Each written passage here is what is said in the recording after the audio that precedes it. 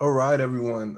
Just want to welcome everyone to today's session. You guys in for a special treat. We have a great instructor online with us, Ray Paris, who's been working with Nifty for as long as I've been working with Nifty, just about 15 years now.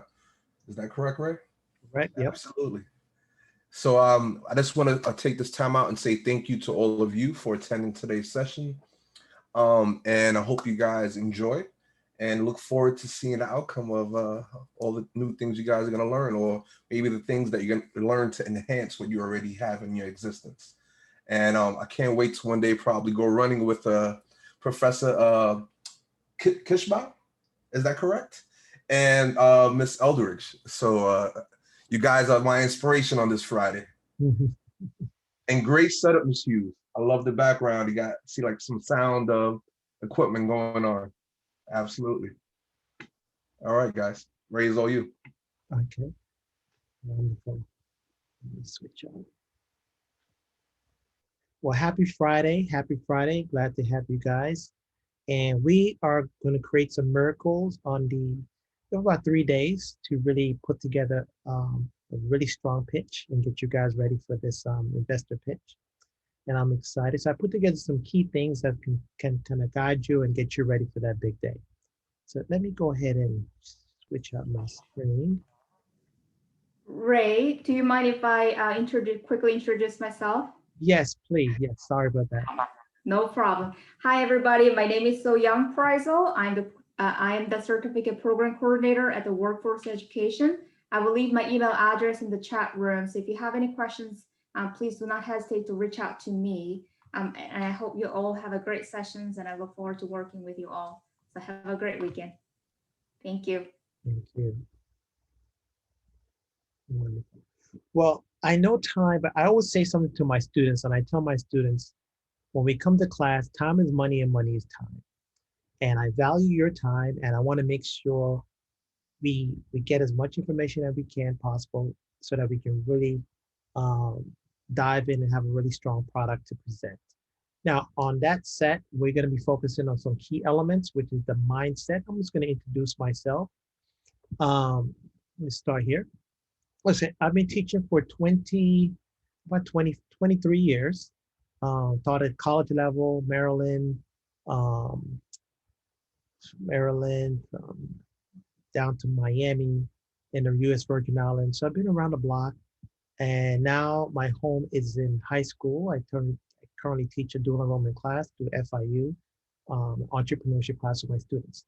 My expertise background is in anything that's digital, anything that's computer tech, um, Adobe products, graphics, web, um,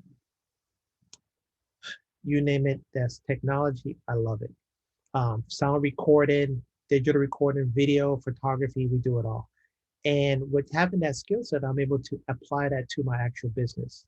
Um, I actually run a business. We do e-commerce service for a lot of clients, new startups that want to get a turnkey business.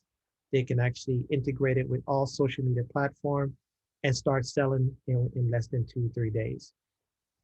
Here's my contact information. My email right here is parafruit@gmail.com. Uh, is my phone number. If you need to contact me, text me, whatever. Hey, Paris, I got an idea. What you think about this? Yes, yes, let's chop it up. Let's go into it. So here's my contact, and that's my Google number. I was the Miami-Dade Teacher of the Year in 20, run up for the 2019-2020. That was a great experience. I was the Nifty Model Teacher in 2018, 2019. Another great experience. I'm able to work nationally with teachers around the world and also overseas and showing them how to implement and make learning easy for kids. I know that was a mouthful. And before we jump start, I want to get to know these beautiful people in this room. So as you know, my name is Ray Paris. My favorite product is Apple. I have an Apple Watch. I have Apple all over my house. My whole family is Apple. I have Apple stocks, just Apple, crazy. Um, Two things. Do you consider yourself to do very good? I would say strong at digital, anything around digital computers. And one more would be building stuff. I'm also a robotics teacher. So I made an electric bike this summer and built it from scratch. And what are my business goals? My business goal is it's my retirement plan. I'll be honest with you. I've been working on my business where it's online. I could go and get a brick and mortar, but at this time in my life, it's not needed. My business is able to sustain itself. So my goal is to kind of retire. Once I retire from school, I jump right into my business full blast over in the Virgin Islands, and I'll be relaxing and trading stocks and do my business. So that's Mr. Paris in a nutshell. Let me know about you guys. Who would like to jump on in? Will that be Apple stock? Oh yeah, Apple stock. They've been down yesterday, so I jumped in and saw a lot of red, and I just grabbed a couple more and get them on the low. Yes. Diversify. Yeah. I guess I will start. My name is Deborah Eldridge. I've been an instructor with St. Pete College for, oh my gosh, over 13 years. Started off with the e-commerce business law class, so cyber law class for business, and just have branched out from there. I'm full time with a college, and I just thought it would be great to take this class. I am also, I'm looking at different business opportunities. I'm an attorney, so I have my law practice on the side. I teach full time. But I have a new venture that I'm working on, and that's, where part of my passion lies. So Beautiful. that's what I consider myself. So I'm very good at, I think, at public speaking, and I think I'm good at making people feel relaxed and speaking with me. I hope. I don't know, Greta, am I? So, and I just want to grow my side business. Yay. That's the key. That's the key. That's the mindset we need to have today.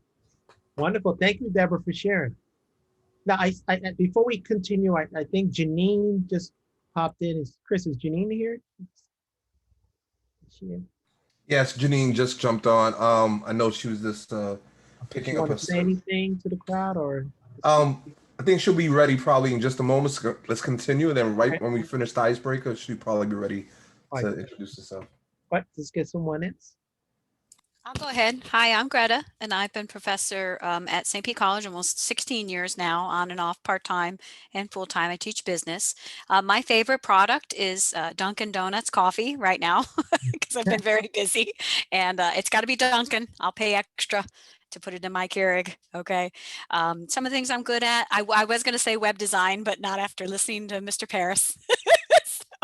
But the last year or so, because people have been home, a lot of people are starting side businesses. So I've been helping, like my client is a woman over 50 years old who's starting a coaching online business. So I've been working with online coaches to help them build out their funnel, their marketing funnel, and get them landing pages, websites where needed. So it's been a lot of fun, and that's turned into a business. I'm actually making some money. So I'd like to learn more about, I'm always a mentor. I love to mentor. So now I need mentorship. So I'm hoping this program will help me become a better mentor, and just by learning more, because I mentor a lot. My students call me all the time, and Deborah Eldridge, she can tell you too. I mean, we're very open people, and our students will call us when they have an idea. They share everything with us. So I'm hoping through this program, we can really learn how to take those ideas and rocket them, move them on, move them forward. Well, definitely in the right place. Definitely. Great. Thank you. Mm-hmm. Hey, Mr. Paris, I'm going to jump on in because I probably got to jump off a little soon for a wedding. But I'm Chris Bring Your Own, the senior regional program manager here at the Nifty Southeast office. Been with Nifty about 15 years now. My favorite product, I'm going to say computers in general, right? Why do I say computers? Computers are the key to our future, right? To businesses. Anything that we need to know in business, we can just jump into our computer and begin the research process and building out. There's all sorts of softwares we can add to computers to help enhance everything that we do day to day.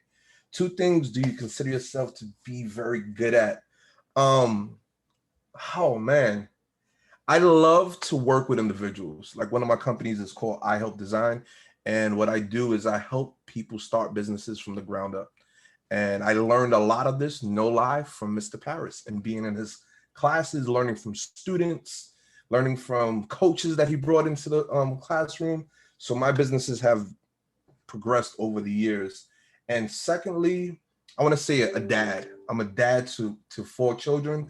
My oldest is 22 years old. My youngest is 13 and a girl. And she's the only girl out of the 4. So 3 boys, 1 girl, and that's my baby. So I think those are the 2 things that I'm great at. And what are your business goals? My business goals, my wife and I, we have a import-export company from Miami to Nicaragua. We've been doing it for about 12 years now. And my goal is to expand beyond just Nicaragua and open the doors to other countries and get some good deals where, you know, we were renting out cargo containers to many companies versus just the ones that we do week to week. Thank you, Chris. I'm going to play tag and tag somebody right now. I'm going to tag Damon. Damon, this is all you, man. All right, thanks for that. Hello, everybody. Good to be here. My name's Damon Doherty. I'm the operations director at the Palladium Theater. Since 2007, I've been here. And I also teach at St. Pete College, live sound reinforcement, broadcast audio. I oversee some internships associated with those businesses, that industry. Let's see here. My favorite product, I think, is an easy answer for me. I just say music is my favorite product. Like, you know, if it's good, I like it. And I consider myself to be good at time and space management. And I feel pretty good at teaching concert audio production to my students. And my business goals, I've besides being a manager at the theater and a teacher, I also work, locally, and I travel as a sound engineer and tour manager, freelance. But my focus is on the theater itself, and I want to make sure that we maintain viability and sustainability of the venue and its mission going into the next few decades. And that's the grand scale goal. And the minor goal is, or the near field goal is really just to figure out how to do a good job marketing and making money off of these live streams that we're doing. We've been pretty good at selling tickets to our neighbors here, and up until this year when the pandemic hit. And now that we can't really fill our concert hall, we're really trying to figure out, how do we market outside of St. Pete and sell tickets? If we can sell 100 tickets in town, we should be able to sell another 100 tickets across the planet. I think should be easy to figure out, but we're still working on it. So that's my near-term goal, and I'm happy to be here and good to see all y'all. Thank you. Thank you. You may, Dame, you can select someone else. Go ahead and tag. I need to tag somebody. Yeah, go ahead and tag someone. Okay, I'm going straight down to in my screen here to is it Brooke Taylor or Taylor Brooke? Yes. Taylor Brooke, yeah. Good afternoon, everyone. I am Brooke Taylor. Let's see, my favorite product is Coach. I am a Coach fan. Coach shoes, Coach purses, Coach perfume, love Coach. That's who I am. And two things that I consider to be very good at. I think I'm a good motivator. I'm a good motivator, great educator. I enjoy disseminating information. That's what I do with my students. Let's see. My business goals. Well, my business goals right now is to expand my business. I have a small social service agency. I've owned a middle school. So I think my business goals is just to get back, post-pandemic at some point, is to get back and expand my business beyond its natural horizon where, we have a tendency, and several people have mentioned, to stay small just by design. I think I would like to expand my social service agency and get outside of my comfort zone. And I've been with the college, I guess, intermittently about 26 years. I've served as an adjunct instructor. I've served as a program director. Currently, I'm serving as an adjunct academic advisor. So, you know, education is what I do. It's not what I do, it's who I am these days. So thank you for having me. And I'm looking forward to gleaning all the morsels that you have to offer me at this point. So looking forward to it. Wonderful. Thank you so much, Ms. Brooks. And let's see who I can tag. I guess I have to change my screen. I see everybody. Jamie Hughes, hi. Hi, thank you, Taylor. Yeah, okay. So my name is Jamie Hughes, and my favorite product is obviously these ear pods and the iPhone, but my Instapot is also my favorite product. So simplifying things would be something that I consider to be very good at, or at least pretty good at. And then the other thing is that to me, I always think that when something bad happens, or if in the mind of somebody else, it might be considered bad, but I'm thinking, yay, because it's always a door that's opening, something new. Not saying that I want bad things to happen to me, but I think I take those on pretty well, considering. Gosh, I just got nervous. I'm sorry. The last thing is my business goals. Actually, if it was Paris, he was the one who mentioned retirement, and I didn't know that that was really a business goal, but yes, retirement is my business goal. And I just got out of the hot tub and I thought, geez, I was telling my boyfriend that, you know, I think that my 20s probably stole from me all the energy that I possibly had and that I could possibly give, because I don't have any of it anymore. I mean, I have what I can do, but I've really become complacent, but in the most appreciative and enjoyable way, you know.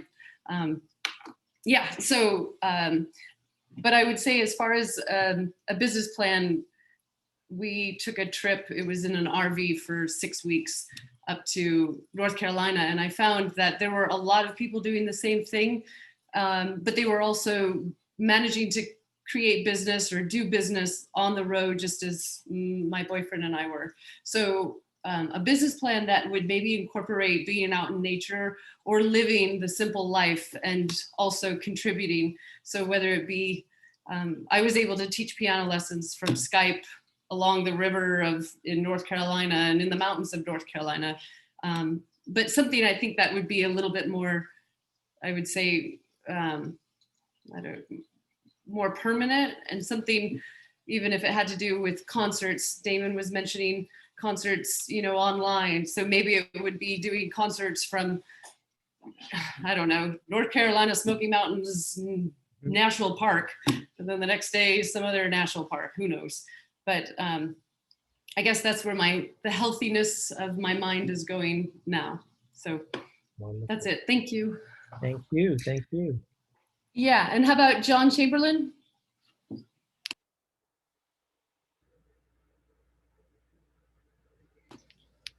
John, can you unmute? Did it unmute? Yeah, you're good. Okay. Well, my name's John Chamberlain. I'm still trying to figure out if I should even be here, but when I emailed So Young the other day, she said, by all means. I've been an adjunct instructor at St. Pete for about 25 years. I teach speech and humanities.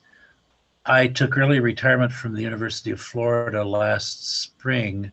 I was a professor of speech up there for 20 years. My favorite product is computers. What things do I consider myself to be very good at? Well, certainly speaking, teaching, writing, traveling, those kinds of things. What are my business goals? I don't really have any. I signed up for this thing because it said it was creating contests for students, and I'm always looking, I always enjoy doing that kind of thing. And so that's my business goal, I guess. I'm I signed up for this, and so I asked So Young about it, and she said, "Oh yes, by all means." I like to work with students on different contests and stuff like that. So that's about all there is to say. Thank you. You may select the next person. I've only got 5 people on my screen, and all of you have been running your mouths. So let me see if I can scoot over and see anybody else. That was a good one. Sorry. Julia, you spoke, didn't you? And Janie, what about Janine Schloss? Did she talk? No, we didn't get Julia. Did Julia say anything? Oh, Julia, she has blonde hair and a white band on her wrist. Yep. Okay, Julia, I'll pick you. It's probably an Apple Hi. Watch. It is. It Bravo. most certainly is. Hi, I'm Julia Hayes. I am actually a newbie. This is my first semester teaching at SPC. So I've been super enjoying it. I always say I'm a scientist by training, but an entrepreneur at heart. So my absolute passion is anything related to people, science, problem solving, how I can be of service. And naturally, I kind of found myself in medicine that way. And so I was in medical school for a while, and then got recruited into the medical device world. And that gave me my background in sales. And kind of, I just developed some businesses along the way. And we do have I am working with a new startup where we're not quite sure where it's going quite yet, but it sounds like we have quite a few travel enthusiasts. So it's looking into the points and miles game world, credit card points and things like that. But that's totally outside of my training. So we'll see how that goes. And then the product I like, I was actually going to kind of take a different, obviously big fan of Apple, take a little bit different turn and go towards the health and wellness sector, being I specifically really have been fascinated and been following the stocks and everything. I use the product myself as well, is the Beyond Meat, the veganized burger. And that's been quite interesting. My passion is health and wellness, and a majority of my research lies in behavior changes, and getting healthy through food. So that's my favorite product. And my business goals, truthfully, just build the empire. Beautiful, beautiful. Love it, love it, love it. And let's see, one more. We have not gone yet. Let's see. Did Mr. Mark Peters talk yet? Yeah, Julia. Yeah, thanks for choosing me. My name's Mark Peters. I'm an adjunct here at St. Petersburg College. I've been here for about 4 years. I teach computers. I'm teaching Python for the first time. There's a lot of commonalities here that I've heard people talking about. I like music. I just taught my students how to write a program that will create a song basically from notes they put in there as input. I was in IT for about 30 something years prior to becoming an adjunct. So I have experience with computers. My favorite product right now is a Cordoba guitar. I play guitar. I'm taking lessons from Dr. Jimmy Moore. I will be actually the first part of this semester. I asked them to delay it until the second part. So I heard Damon talking about having a relationship with the music department. I'm taking classes there as well. Music theory is very interesting. It's related a lot to mathematics. So I'm a math major. I was graduated with a math degree. So that's really been interesting. Two things I'm good at. Very good at making my wife coffee in the morning. We have a Cuisinart. I put the beans in and water in, and it cranks out the coffee that way. So she enjoys that. She appreciates it. So I'm good at that. I'm helping my students be successful as well. Look at my statistics. They're very good as far as the classes I teach. The introductory computer classes have been very good. So I'm good at that. And statistically, it's proven that way. I'm happy to have that. My business goals, I don't have a business, but if I did, I would want to be something I would make a profit at. But enjoyment is probably definitely some profit, but enjoyment, is really about most importance. So that's it. I appreciate the opportunity to speak, and thank you for letting me be part of this. I do have some. I had some involvement with Startup Quest, which was a similar program to this. I was participating in a team, so I'm familiar with a little bit how this works right here, what we're involved with, and I think it's a good opportunity. So I appreciate it. Thank you.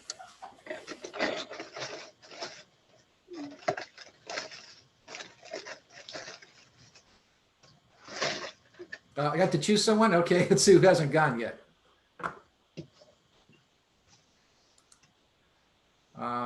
Nydia Nelson, if you can go ahead and. It's me, Nadia. Thanks, Mark. Nadia, I apologize about that. No worries. Sorry, you guys. I have myself hidden.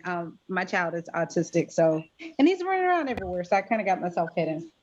I'm the academic chair of mathematics for St. Pete College. I've been there 8 years. I'm at downtown Midtown campus. As far as my product, I honestly do not have a favorite product, but if I were to choose one, anything that allows me to annotate and showcase math in a different way. So yeah, that's my product. What do I consider myself good at?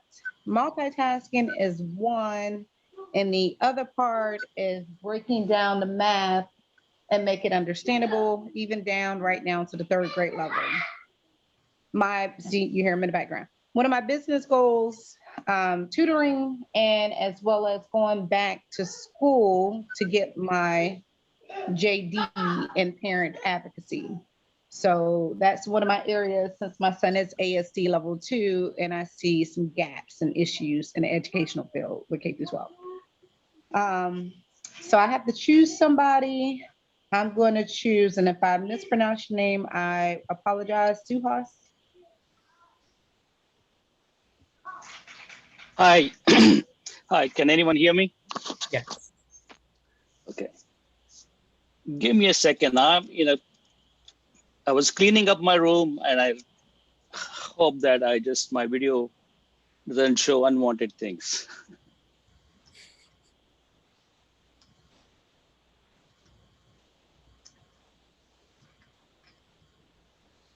Oh, yeah, okay.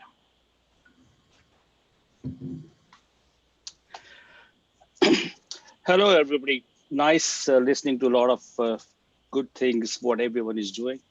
My name is Suhas Hublikar. I've been teaching at SPC for last probably 10 plus years. Different subjects, finance, business statistics, marketing. And I love that. I've never taught before in an academic setting. I taught before technically, engineer. Mainly I spent all my life in engineering, technical field, in medical devices. And I used to teach people how it works. I used to do what needs to be done. We used to have a fancy name called value engineering. So we used to take out different stuff, right, to make it cheaper and whatever that is. And one of the products I was involved since beginning was MRI. And right from that time, we didn't know how to teach people, how to make manuals, how do they teach. So I used to write manuals and teach them how to fix it, go to the physicians, radiologists, tell them what needs to be done and different things. So I'm good at simplifying stuff and explaining that. That's why I like to teach math and statistics. You know, it can be hard for a lot of people. And I like to be around people. Beautiful. I like to travel a lot, travel to many countries. And I've learned a lot personally. For business side, the products, I always like to see how people use what they do, whatever they have. It could be watch, it could be anything. That gives you something what works, what doesn't work, right? Targeting, business targeting. And my business goals are want to retire soon. I've been postponing that for 5-6 years now. And something doesn't work at this pandemic stage is I'm a social person and I don't like to see people on the screen, you know. And I want to do something in my travel. I travel a lot and I have a lot of photographs, a lot of places. And from every trip, I said, this could have been better this way, right? So I have a lot of those notes, a lot of contacts. So I want to capitalize on that and make money also travel. I'm here to see what I can do with my students here or anyone who has an entrepreneurial mindset, want to start something, can help that. I used to do that some time ago, 10 years ago with at USF. I used to be for the grad students for entrepreneurship. I used to be their mentor and advisor with the School of Medicine and Business School. You know, they had a joint program. So I would love to do something in that field. And great to be here. And probably I will learn more about all of you in next 2 sessions. Wonderful. Thank you. Thank you. Thank you. And do I get the honor of Yes, you can. I think who's the last person? One more person there, I think, or that's it. We got everybody? Nadia? Did Nadia go? Yes, Nadia just went. I chose Suhas. Okay, so we have completed, and it was. So I think everyone is done, right? Yeah. This is great. No, Janine. Oh, we got one person, Janine. Yeah, let me introduce Janine. Hi, everyone. It's a pleasure to see all of you. My name is Janine Schloss. I am the interim VP of Regional Operations for NIFTY, the Network for Teaching Entrepreneurship. And it is our unique pleasure to be working with you in this environment today. Been working closely with Dean Ramsey and with his team to the implementation of this grant. And we're gonna see you from start all the way through to finish on April 22nd with your teams. Ray is an amazing educator, an entrepreneur, and family man. I honestly don't know how he does all he does in the 24 hours we have in a day. And he will continue to be my idol. And I hope I look as good as he does at some point in my life. All that to say, we are here to support you. Ray is going to give you, we have a lot of curriculum that we use, but Ray is going to give you the tools that you need to be able to help put your teams together and win some money and some prizes for St. Pete College, and then go on to represent St. Pete at the bigger regional fair. We're really excited with what we've put together for you. We want you to feel like you can communicate with us and be open. So Chris actually runs live office hours during the week. Ray is going to be accessible and available to you to make sure you're successful. Please ask questions, stay as long as you like. I highly doubt he's going to keep you till 7 o'clock every night, but if you want to stay, he'll be there for you. All that being said, it's an honor and a privilege to have the opportunity to work with you guys and hopefully create something that we can replicate year after year and really put forward to Chancellor Mack at the state level, so he'll continue to fund. So thank you. Thank you. Wonderful. Okay, with that said, I'm so excited because I'm able to get a feel of the room. This quick little assessment, get to understand the mindset, the kind of people we have in the room right now. And this is great to hear the diverse, different approaches, different things that you like, and the different business ideas that you guys are into. So with that said, I'm gonna jump right into the key elements that we need to identify. Now, Janine mentioned some key things. Let me just go right here. I have two monitors here. Today, I was able to link my iPad as a second monitor, which is pretty cool. So I wanted to share with you what I did for you guys. I went through the curriculum and picked the key elements. And Nifty have a really cool curriculum that allows you to, if I click on the teacher's page, just like Canvas, we're gonna go through in building out this lean Canvas model. But it's broken down. There's a lot of information that different lessons. For example, if I click on the business model key metrics, notice how many stages that we need to go through. Okay, and because we have 3 days to really put together a strong team and strong concept, I went ahead and put that plan together that's going to make you winners at the end of the day. So I'm going to move this over to my next screen. So here's the plan. Okay. So I'm just going to give you some key things. Now, how Nifty is structured, which is very cool, especially for our 21st century learners, is that we have a section where it's PBL, project-based learning. And so what I did was kind of simplify it where we have investigation activity, we have a foundation, and then we go right into our independent study, okay? Now, I'm a firm believer of using time, and time is money, and time, you know, your time is valuable. And I want to make sure we get exactly what we need so that we can move forward. So key things for today's agenda, we're going to look at Unit 1. And in Unit 1, we're going to identify the problem solution. We're going to look at unique value proposition, unfair advantage. Now, to make it a little more engaging, we're going to use some tools, okay? And the tools that we're going to use, let me go right here. These tools will give us access to the particular curriculum that's going to guide us through the project. I'm going to go ahead and copy this link, and I'm going to put this in the chat.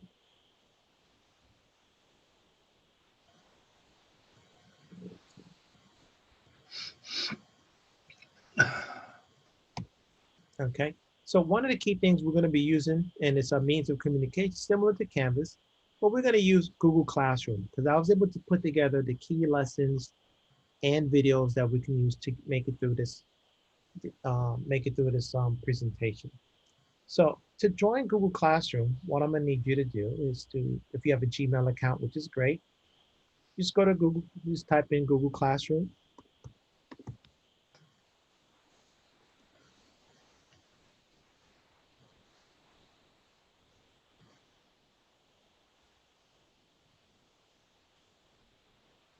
Okay, once you get to Google Classroom,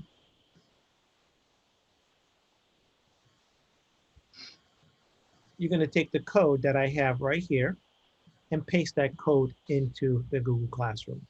So let's take a minute and go ahead and join the classroom using this particular code right here. That will give you access to everything we're going to be working on.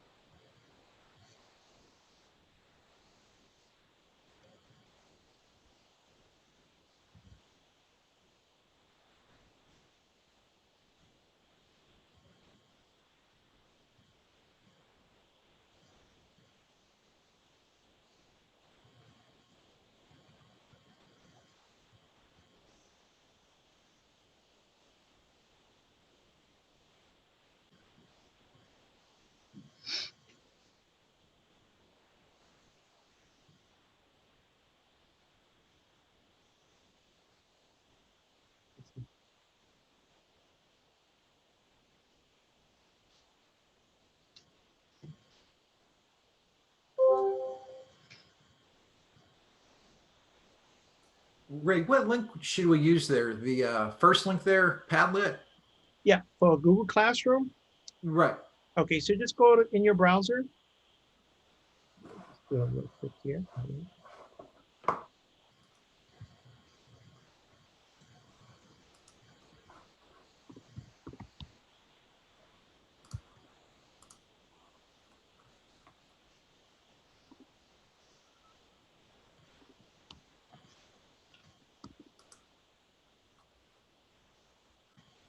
I'm gonna put it in the chat for you.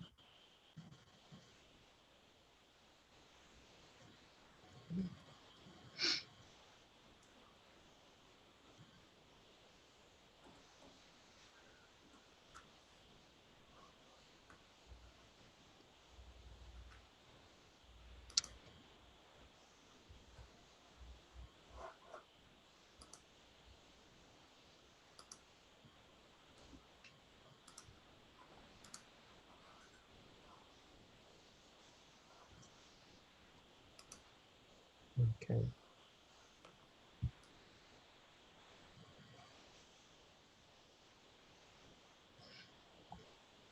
Okay, you should have it there.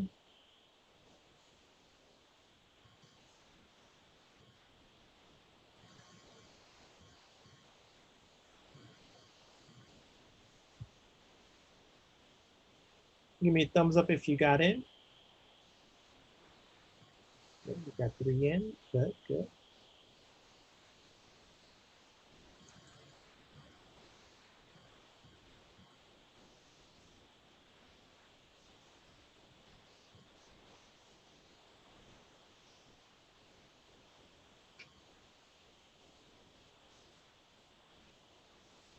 Once you're in the classroom, I'm gonna go here and I can see that we have 3 people that's inside the class right now.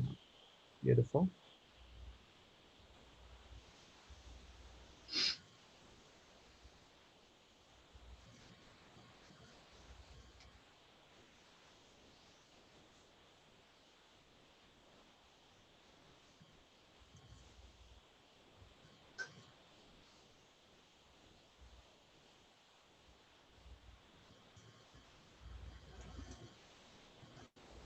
I went ahead and give you a link for the class also. You can use that if you click in that chat. Yeah, this is.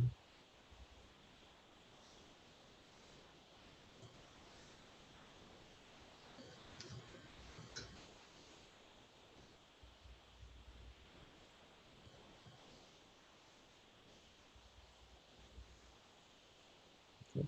Once you have the Google Classroom set up, then I want you to move to part 2. I want you to just create a Padlet account for free. And what we're going to use Padlet for, some of the activities that we do is interactive, so you can actually move things around. You can write on here. Once I send you the link, you have access to this. So we're going to communicate using this tool. And these are cool tools that you can actually use in your class also. So I'm just giving you some things that we use in our class.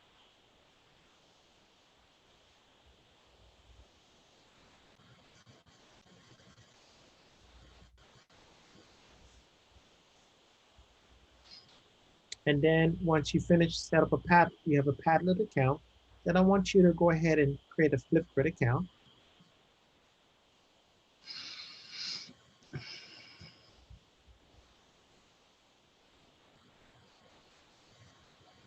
I'm going to put this link in here. I'm going to copy this. And just click on the link and it's going to allow you to join that class for flipgrid. Now you have the link.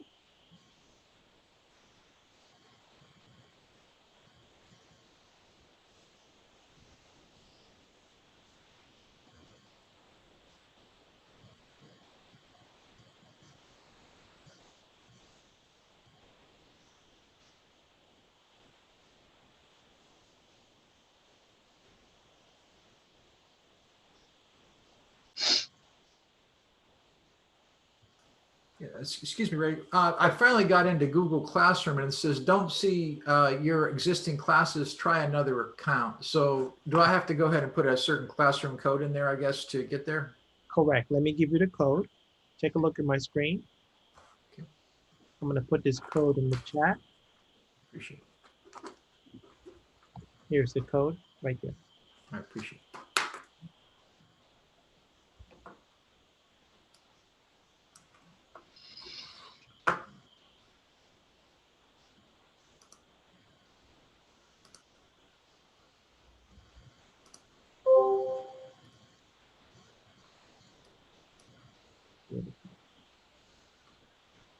Okay, when I went in there, it wanted me to set up pay for another account when I tried to sign in or sign up. For which account? Well, I went into the Padlet. Okay. Now just click on the link that I put in Padlet. Yeah, I did. And then just don't worry about it. That's going to ask you to create it. They want you, but you can create it for free. I've got a error message here that says class is archived, restore it to add or edit anything. Class has been archived by your teacher. You can't add or edit anything. Should I just click on restore right there? No, 1 second. But I do see Ray Paris where you posted a lot of information there. Okay, let's see if you in the class.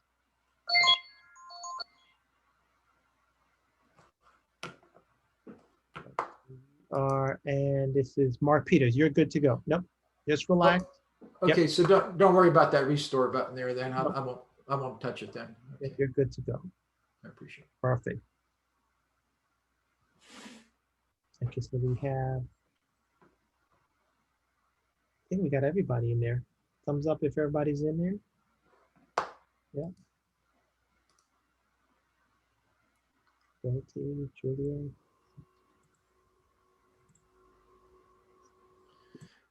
Ray, did you want us to get into other things as well, or just Google Classroom right now? Did you want us to go into Flipgrid too? Yeah, or? go ahead and click on the Flipgrid link that I put there for you guys. Okay.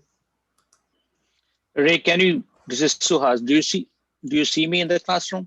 I don't see your screen. I do see you. I see your name. Okay.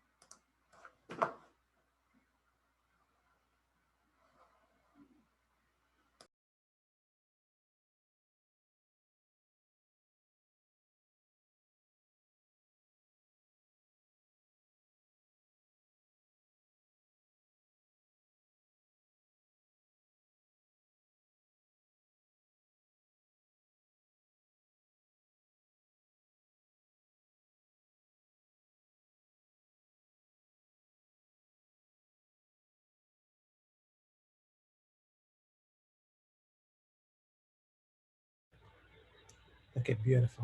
All right, so we seem like we have everybody in Padlet. I see some people in the Flipgrid. And we're gonna be using these 3 tools throughout this, throughout the learning. So I'm gonna make sure you just have access to those. We're gonna be using them for our first activity, okay?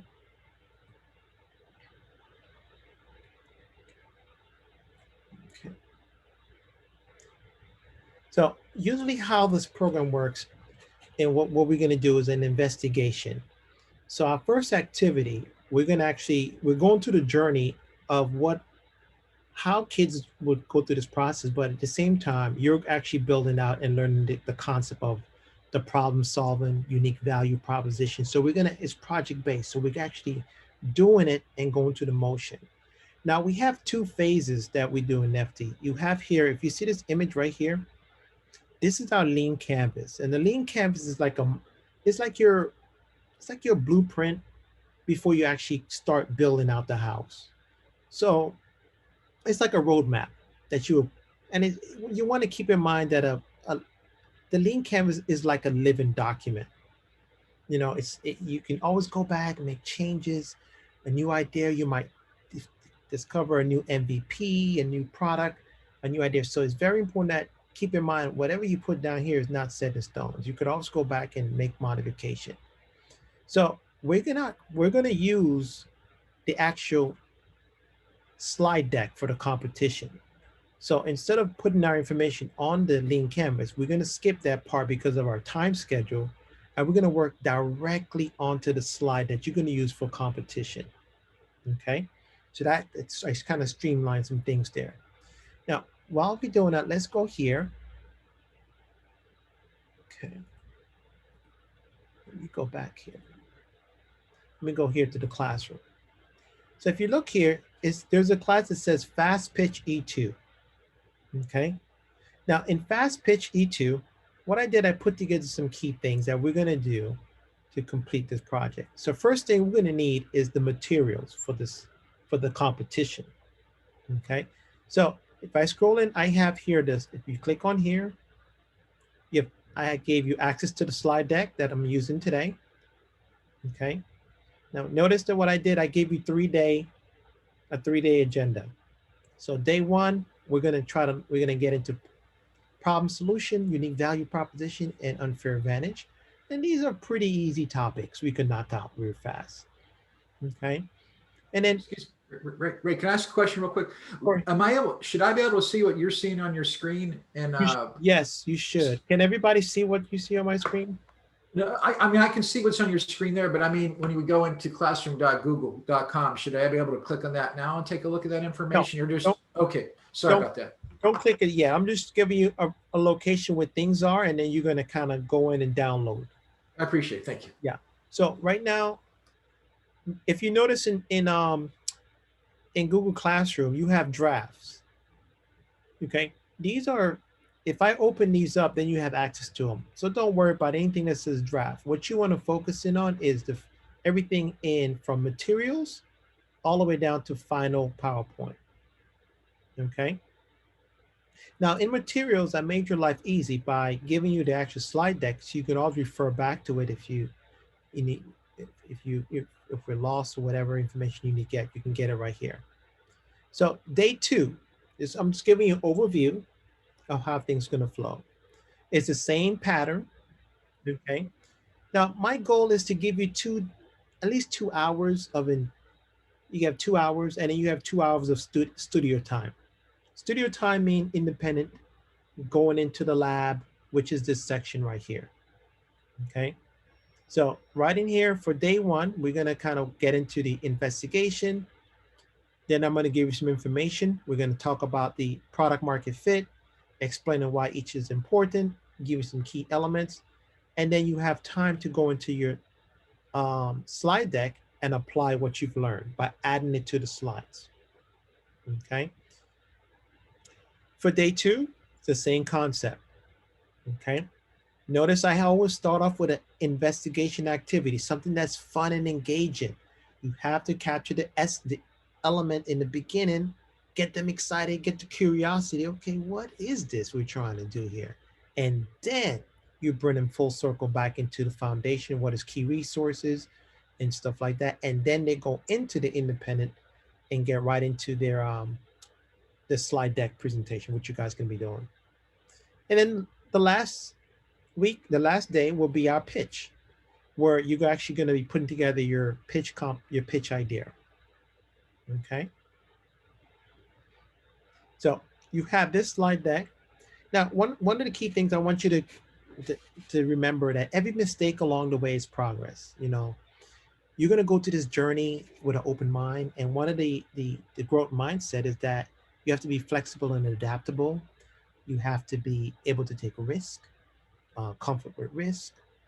And these are the domains that NEFTY instill in their whole program. And you have access to that when you use the curriculum and you get involved with that. So yes, keep in mind, growth is through the process. Again, these are key links that I gave with you. Now I want to give you an overview of what the end result will look like. I want to do some backwards planning. I think this is important. So you get to see the end result. So we have a direction, a goal, where we're trying to be. How does that sound? Sounds good? Okay. Now,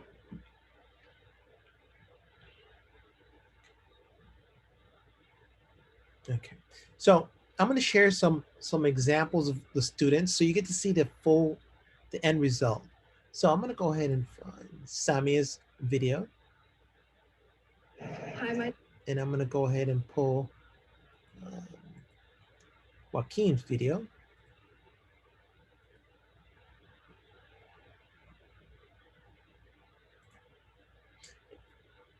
And the kids love this flipgrid thing. I just want to let you know, they just love this stuff. So one of the key things you guys have to do is create a 30-second pitch. elevator, an elevator pitch.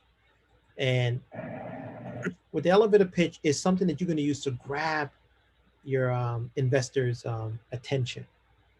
And I always tell my kids, the key is you have to make them become part of your vision. You have to paint a picture that is so vivid that it just like, oh my gosh, I have, like I always tell my kids, pose a question like, hey, did you know 5 million people are suffering from X, Y, and Z? How did you know that? Can you raise your hands and share with me if you know that that was an issue? They might say they might have no one in the audience that raises their hands. Let me tell you why this is an issue and why I have the solution for this. So Joaquin is one of my students. He is from Colombia, and his family so happened to have a farm, and they grow coffee beans. And he's Mr. Paris. And when he first started, I was like, okay, Joaquin, this is a big idea. How are you going to get the coffee into America? What about taxes? Have you thought about this? And so, Mr. Paris, I can bring the coffee in. So I kept going. I kept asking these hard questions, and I got him so motivated. Some of the kids in the class thought he couldn't pull this off. Now, Joaquin is one of our top finalists for the Nifty Investor Pitch, which is going to be next week on the 23rd. He's pitching his concept for $15,000. He's one of the contenders. This is his pitch. Let's take a look. Greetings to the beautiful lands of Colombia. My name is Joaquin Otero, CEO and founder of Agri, a next generation multinational company that operates in the República de Colombia. As the human population increases, thus the demand of quality coffee increases as well. That's where Agri steps in. Will you sit down with me and enjoy this delicious cup of coffee and help fuel the human body? That's his 30-second pitch. Now, Joaquin was so excited. I said, Joaquin, how do you get them involved? He said, Mr. Paris, have them sit down and try my coffee. I said, that's beautiful. So, and I said, Joaquin, what does your culture represent?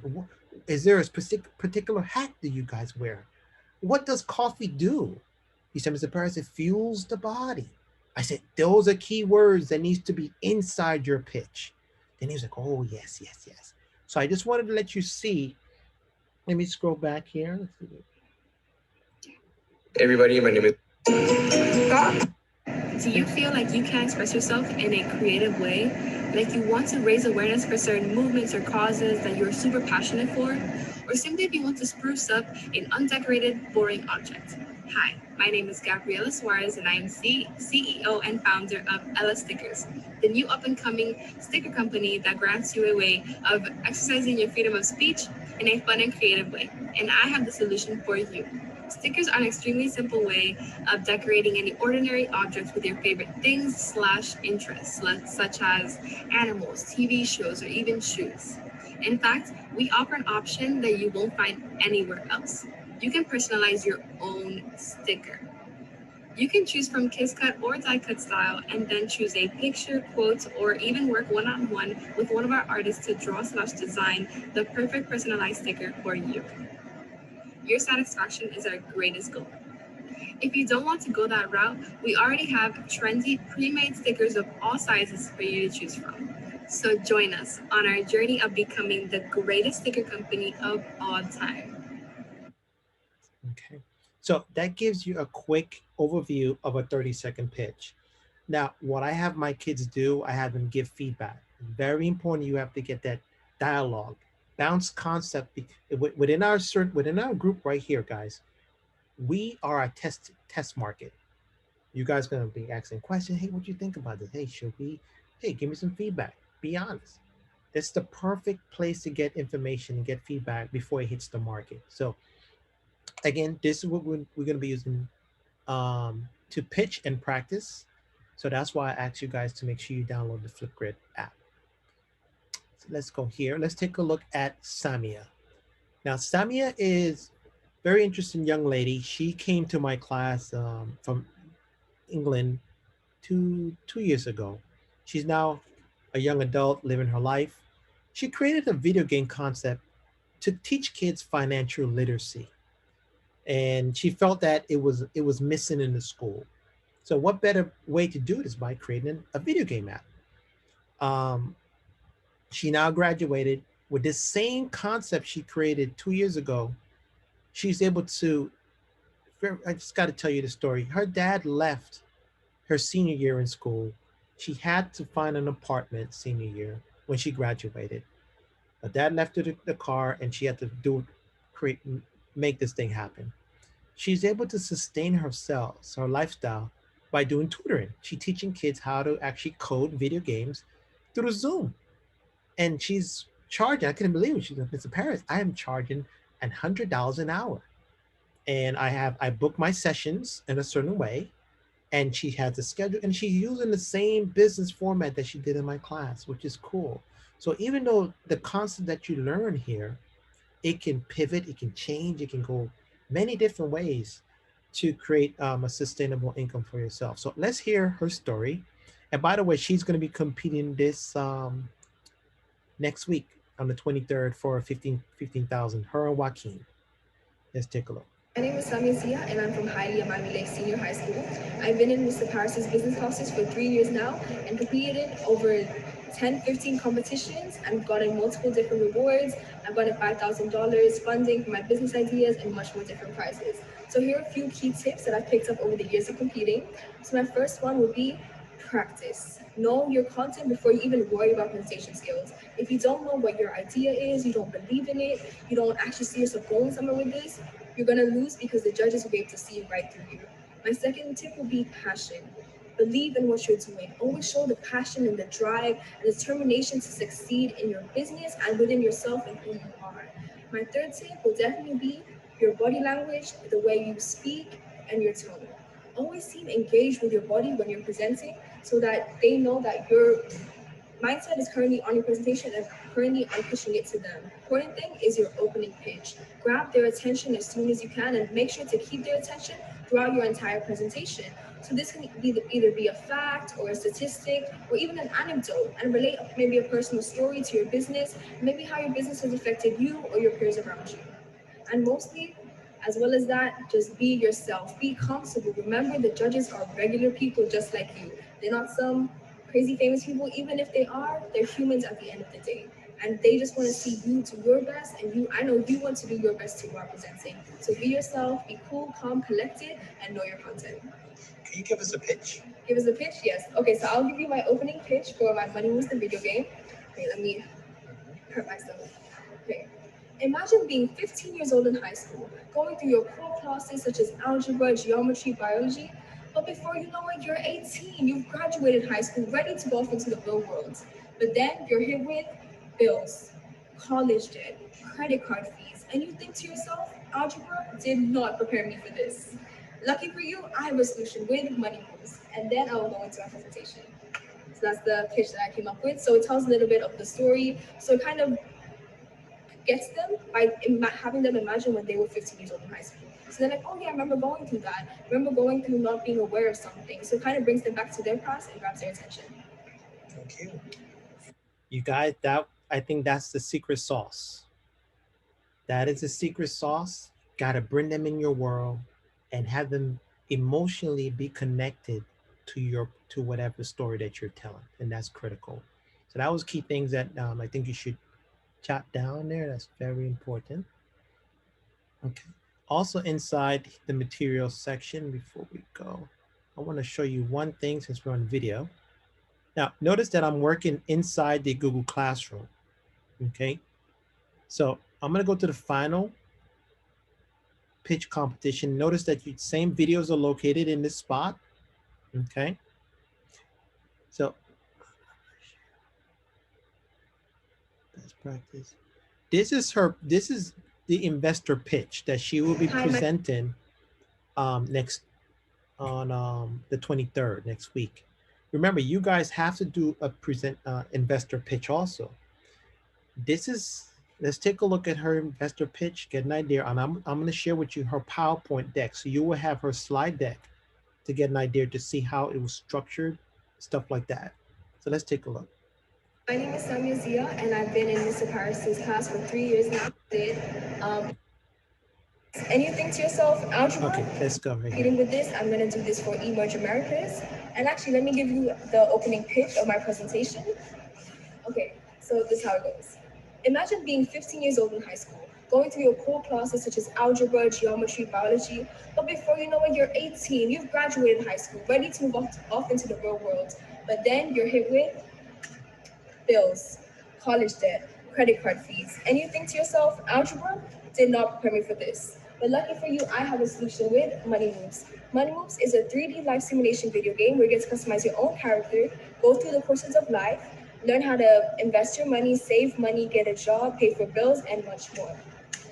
So let me give you a little snippet of my video game.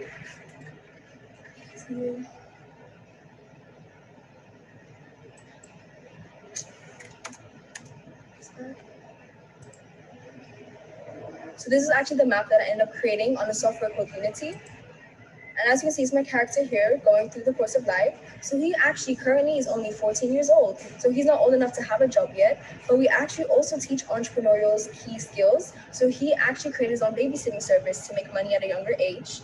And now he's going to open up his own bank account. So as you can see later on, here's what the bank setting looks like. And you can see the account type he is creating and how much he'll be able to deposit, which he actually earned all himself through his babysitting service. So as I said, you can customize your own character, get a job, spend, save, invest, start up a business, learn how to go to college, pay bills and loans, and even buy different things like a car, go to the movies with friends, and communicate with other players. The best thing about Money Moves is that it's a reflection of the real world. It teaches kids from a younger age about entrepreneurial skills. So it lowers crime, grows young entrepreneurs, and teaches them how to make money starting at a very young age. So I wanted to test if Money Moves would actually be a viable product and actually make it out there in the real world. So first, I wanted to check who should I mostly target this game towards? Will it be middle schoolers, high schoolers, or college students? So I did a survey around Hialeah Miami Senior High School and the FIU South Campus, and I learned that high schoolers and middle schoolers play video games approximately 2 to 3 times a week, while college students only play video games once every 2 weeks. So I decided to mostly focus this game on middle schoolers and high schoolers to suit them. So when they're already college students, they already have all the knowledge to keep them focused and ready for the future. So now I know who I'm setting this game towards. I wanted to test, will they actually be able to learn from this game as well as have fun?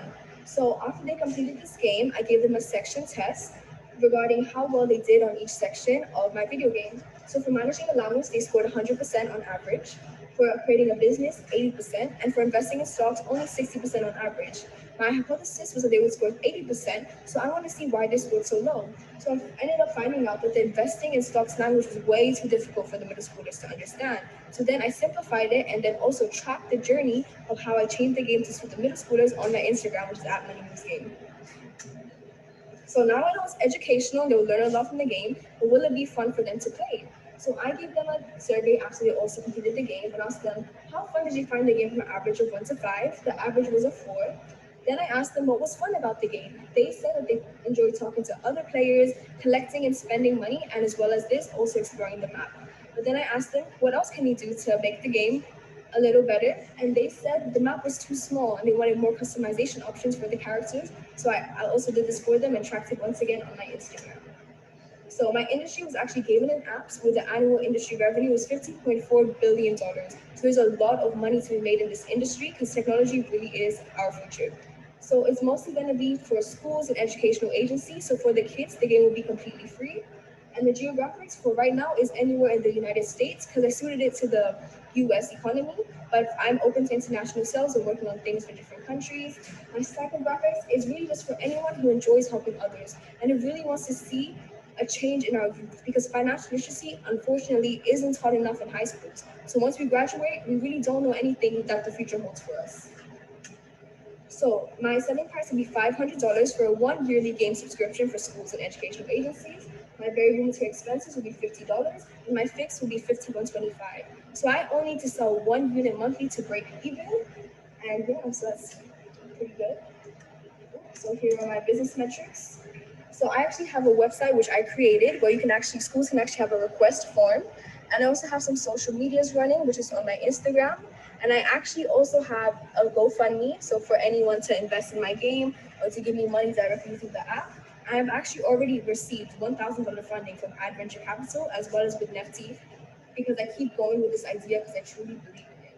So what I want to do now I'm currently promoting through my strategic marketing plan, which is pitching directly to schools and going to different competitions to gain more funding.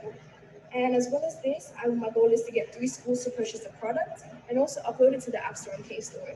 But for the future, I would also like to teach more life skills throughout the game.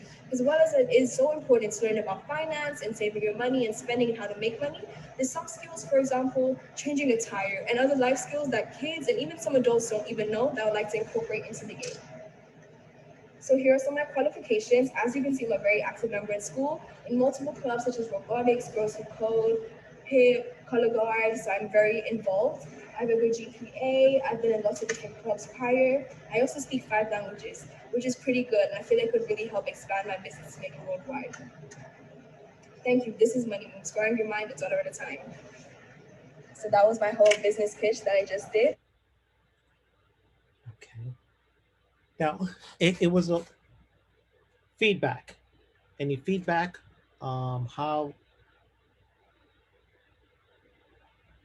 Any feedback on the presentation? What you just saw? And remember, you can find all that resource right here in Final Competition. Okay, right here. Okay. Now the next, no feedback. We're good.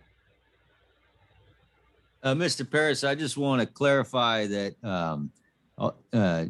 for our class purposes, obviously these pitches will be virtual. And will the presentations also be virtual for the student competition? Yeah, and these times, yes, it will be.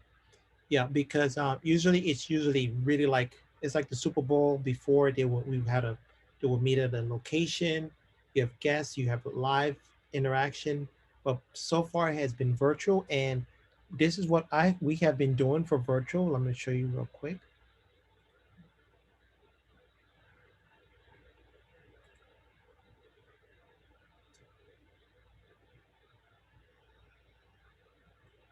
For my kids for virtual, this is what I have my kids do for virtual.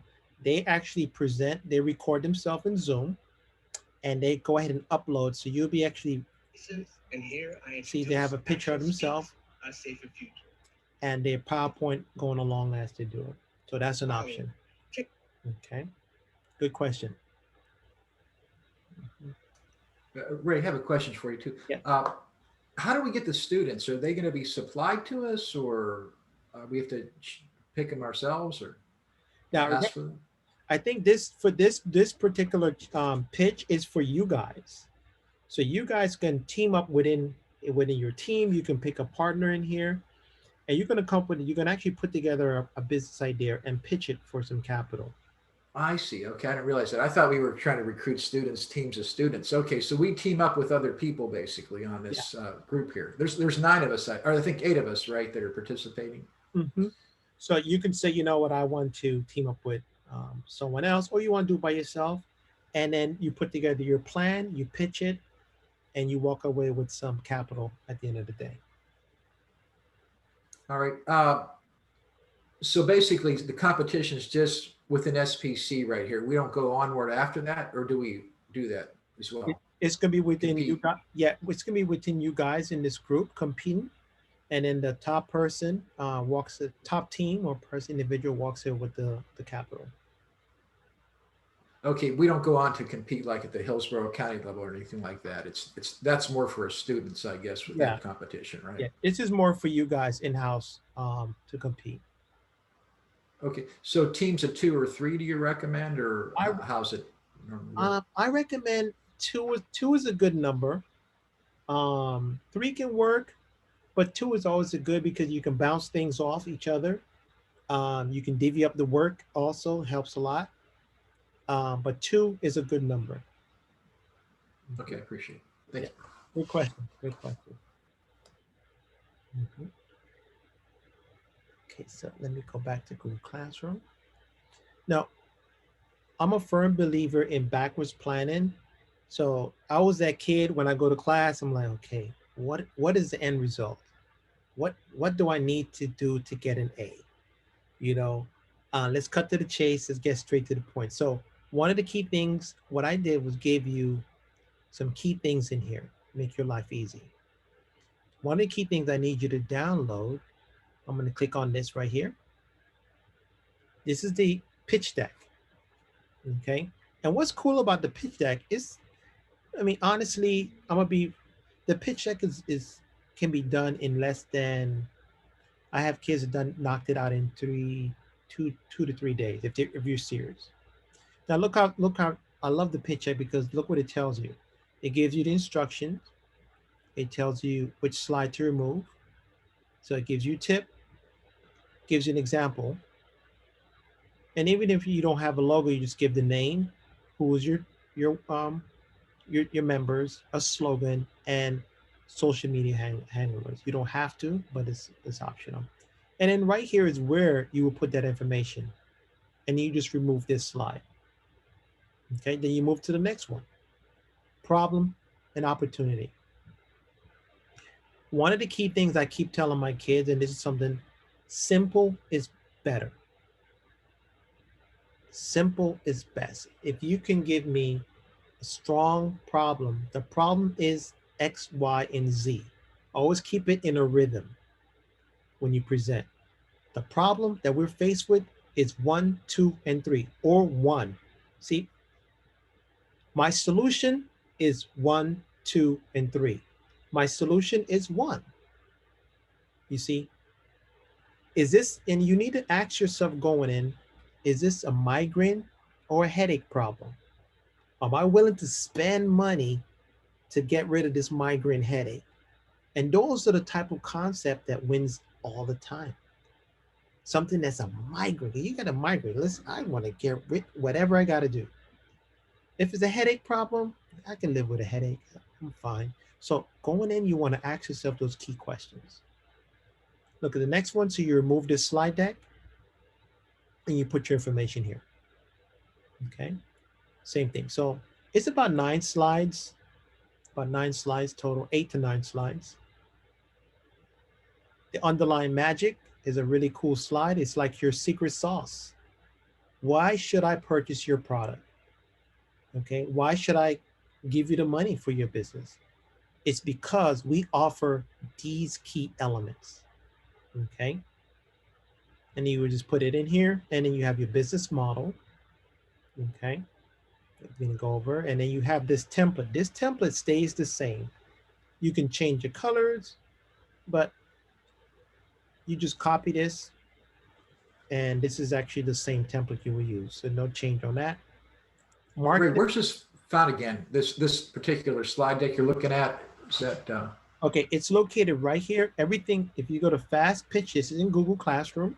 I'm in it, yeah. You scroll down to Final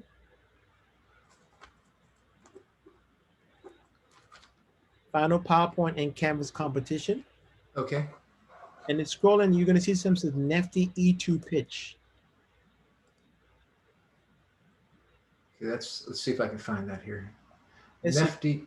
Yeah, I'm looking at it here. Mine says I see Nifty alumni shares PowerPoint on top, and then I'm trying to find the E1 fast pitch deck. Is that right? Yeah. Let's go down. No, look for it. No, are you inside this one? That's yeah, I'm in it right now. Final PPT Canvas competition. Okay, this I'm one. in that. This one you need the Nifty-E2 pitch deck. Okay. And that's what you're looking at right now. That's what we go in there and modify basically. Yes. Is that one there? This is what you're going to use for competition. So my recommendation is click on it, and this is what you want to do. Open in Google Slides. Makes your life easy. And look what happens. Open up in Google Slide right here. And right off the back, you have the slide deck in your hands. And my first recommendation is to make a copy of the entire presentation and give it a new name. Okay. Let's take a minute. If we can do this, this is critical. All right. Let's go ahead and do this right now.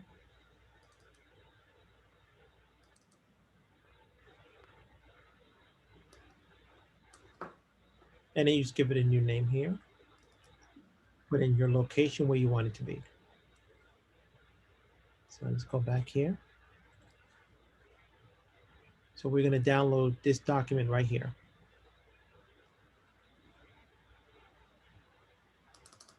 Okay, I click on it and then click on it. Yeah, I did that. I left click and No, I'm looking for it to open, but I don't see it opening at all. That's the problem right now. Just click on it and it should open. Okay, yeah, it didn't open for me right now. It says open link in new tab. So Yeah, do that. Yes. Open link in new tab. Okay. If I right click, okay.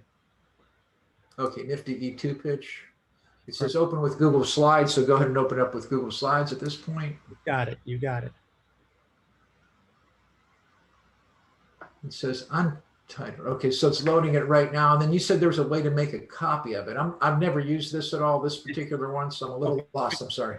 No, that's just perfect. This is great. So take a look at my screen. Okay. You're going to go to File. Once it opens up, you're going to go to File. Okay. And you're going to make a copy of the entire presentation. Okay. Entire presentation. Got it. And then just leave it. You said put our name in it there. Then we want to put our name into put your name. Give it in your name right in here. You see that? Just give it in your name. And then it says My Drive. Just let it default to My Drive then, right? Yeah, it's going to be in your Google Gmail account, which is perfect. Okay. So it's not shared right now at this point. Okay, got it. Thank you very much. Sorry for slowing you down there. No. This is perfect. This is what today's the day to just get everything organized before we hit the ground running. Now, one thing I wanted to show you real quick. This is important. Let's say you have a partner in this room.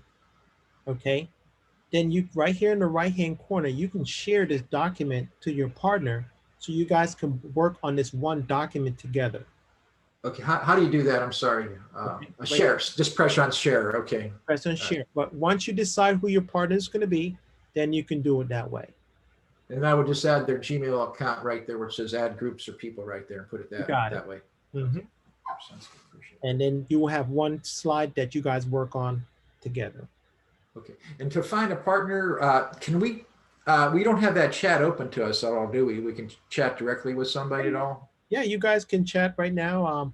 You kind of beat me. That's perfect. Because I see where all I have is when I click on it, it says everyone or Ray Parrish, your name. It doesn't have anybody else listed that I see, just two people. I don't know if anybody else has seen anything different at all. But click on the drop down. Yeah, the drop down has everyone or it has has your name. Yeah, in the chat there. That's all I see is everyone or your name. Oh yeah, I'm seeing the same thing actually. Okay. Yeah. I gotta change the settings in the background. Okay. I was under the impression we were going to have other students. No, it's all of us. It's just us competing. Let me see here. Janine, are you with us today? Let me double check. I'm going to confirm that. Let me double check. My understanding is that upon the group of us completing this course, our agreement was to form and mentor a small group of 2 or 3 students to enter the pitch competition, this pitch competition, which is being held like, I think, April 22nd. So that's after we do what we do here. Okay. Yeah, and I was That's just curious. outside of the Okay, so that's probably what she was saying. Let me double check. Yeah, I was curious where those students would come from because I taught 4 classes or 5 classes at the beginning, 8 week 1. Now I'm down to 1 class in 8 week 2. So that might be hard for me to draw students from, to compete myself. So I might have to borrow some students from some other group, possibly some other teachers. Just checking real quick here. Hold on.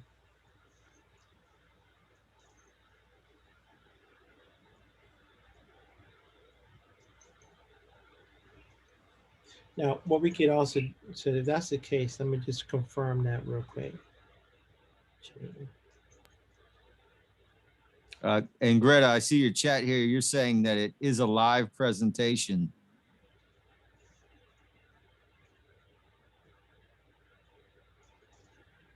So in other words, not pre-recorded? Sorry, I'm having trouble with my audio. Okay, it seems to be working now. Okay.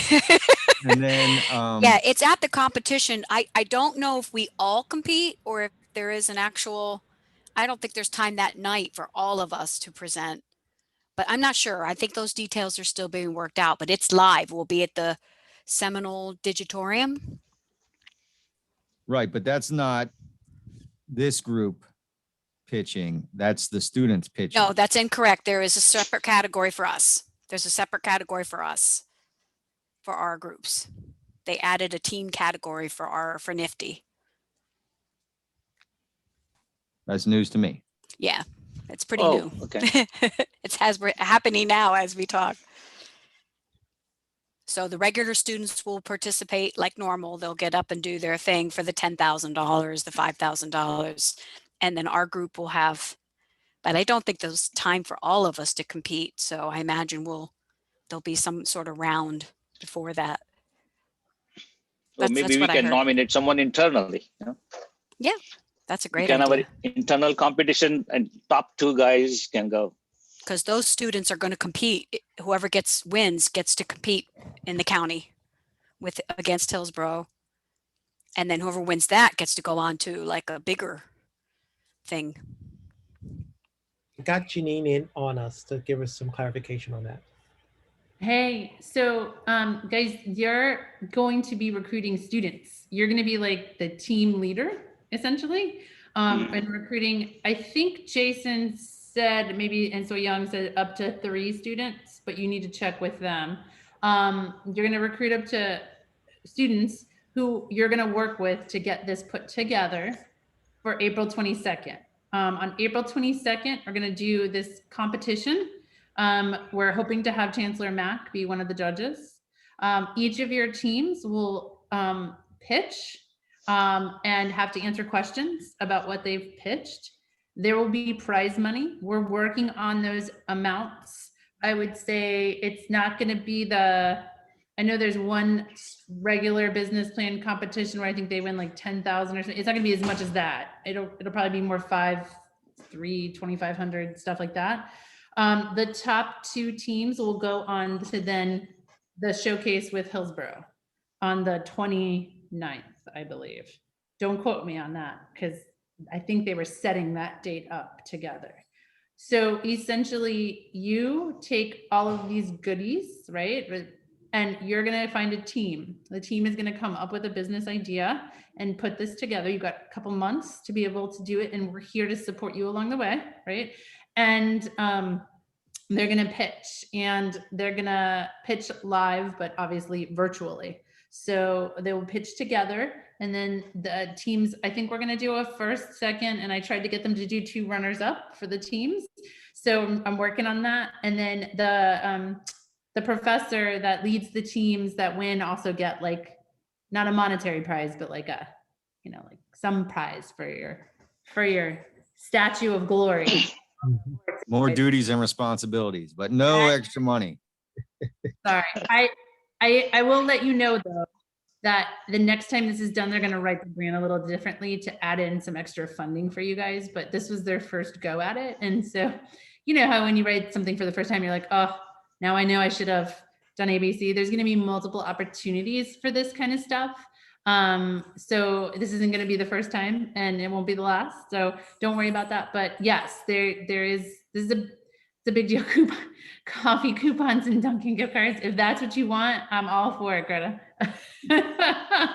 But no, I know they can't give you anything monetarily because it's like Perkins dollars and they have to be careful about this kind of stuff. So we just have to be careful. Anyway, I appreciate your humor though. But the idea is that, especially against the Hillsborough, but also against all the other students, we want yours to shine. And because you guys are coming from different areas, the students can specialize and generate ideas. So there's going to be all sorts of really cool ideas out there. And if they want to continue to generate those ideas, and like we have platforms for them to use, they can join our alumni network. They can be a part of our founders forum. We're having a competition next Tuesday night that I will make sure you get YouTube access to if you want to watch. Raised students are going to be doing exactly what we're asking your teams to do. He has 2 of the 3 students in our final entrepreneurship 2 pitch competition. They're going to be pitching for up to $15,000. So if you want to see some, if you don't get to see it live through the YouTube channel, you can just watch it after. But if you want to see, you know, examples of students, he'll show you some of his own who are doing this, and you'll be able to use those examples as well. I promise you can get it done. And Ray's the king of making sure you'll get it done. Yeah. Is that good, Ray? Better? That's Clarify? great. So the goal for this 3 days is for them to walk away with a business plan that they're going to create. The conceptual idea is based on what they create today. So if Damon wants to do a music business, he's going to create a business around music business. They can do whatever they want. This is all you guys ideating and thinking through, especially under your specialty and with the students that you create. So think big, think huge, and just know that the funding and the idea is that they're going to also bring funders and investors to this so that they can get microloans and they can actually explore that type of opportunity. So can we team up with someone here and then present that same idea to our students as well, to like kind of get our feet wet with the idea? You know how we're having 2 different competitions basically. Yes. Yeah, I mean, I don't see why not, but I'm also not the decision maker on this. I'm just the like cool person that gets to do the work with you. So I would say ask So Young and ask Jason to clarify and make sure. I mean, I'm all for it. And Dean Ramsey is pretty flexible and takes my like ideas as we're making changes along the way. So if it's good for kids, it's good for students, and it's good for St. Pete College, I'm sure they're going to say yes. So 8-week 2 is about over right now. Can we go ahead and draw from our 8-week 2 group for this competition? There's no restriction. They don't have to be current students. So whatever you want. And then we just kind of like send it out. Like if I picked one class, my programming class, for instance, I wanted to do something with programming, I could send it out. I think Greta mentioned set it out through my courses, maybe classless, see who's interested and try to draw from that group then. Yeah, and then you can just work with them on the side as they're developing and set up some like of your office hours or have them come to your office hours to work through it. And then if they need additional help and support, that's where we're here. And if you want us to look over the stuff before April 22nd, we can actually set up a time where you guys can come in, or they can video and send us their pitches to look at and give feedback. So whatever you feel like you need, we'll be here to provide it for you. Is there a flyer that I can send to the group right now? I'm going to try to draw from that class something that they could, you know, so they know about the competition, and other than just an email from me, maybe something that I can I get it. I get it. You need something jazzy. I think that So Young and Jason have a flyer. Mark, if they do not, just email me. My email's on the calendar invite that sent this to you. Oh, yeah, right. I remember. Send me an email and we'll make something for you. Okay, Ray, appreciate it. I might put Ray on it, but he's quick and great. So thank you. We appreciate your eagerness. Thank you for all your good questions. All right, I'm gonna go back off camera because my dog needs a quick walk. Thank you. Great, so that's good. I'm glad we were able to clarify that moving forward. Good.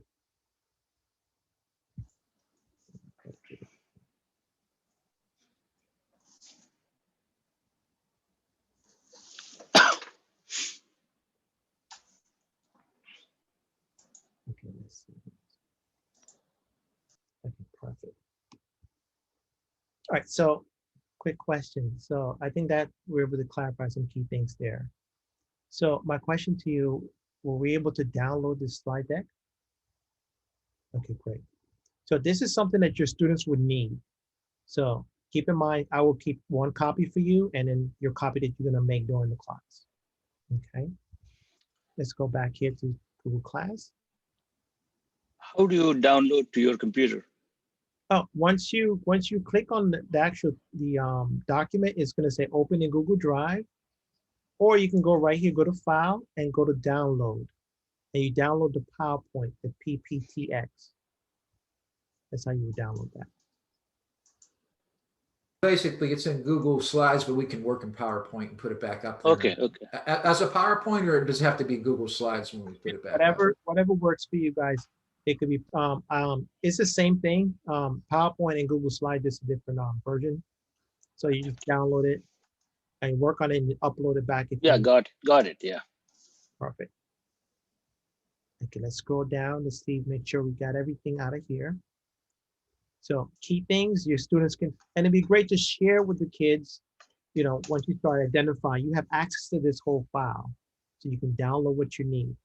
I'm gonna scroll down.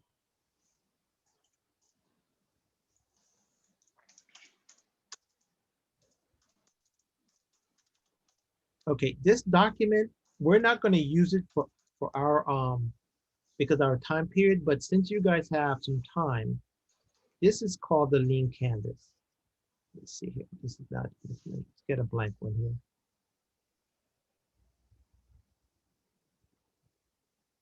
Here it is. Let's see what it looks like. Okay, this is the lean canvas here. And remember I mentioned earlier, this is like your blueprint. You can actually download this and give this to your students, okay? But you have to make sure you do what? Make a copy. That's always the rule. Make a copy, because if not, they're gonna be working on the same document and all your kids, it's gonna be changes, it's gonna be a nightmare. So make a copy or download it. Notice that you can download as a PDF and you have your kids write on it if they need to do it in class. What's cool about this document, look at this. I can drag this and drop it in the section. And then the kids could then actually work right on it, okay? Same thing here. Once they have this information completed, all they have to do now is go to their PowerPoint and insert it into their slide deck, you see? But remember, we're skipping that part because we only have a couple, it's kind of short. But you have access to the lean canvas, which is here, okay? Another thing that is part of that, once your kids are finished, is the executive summary. Just to give you an idea.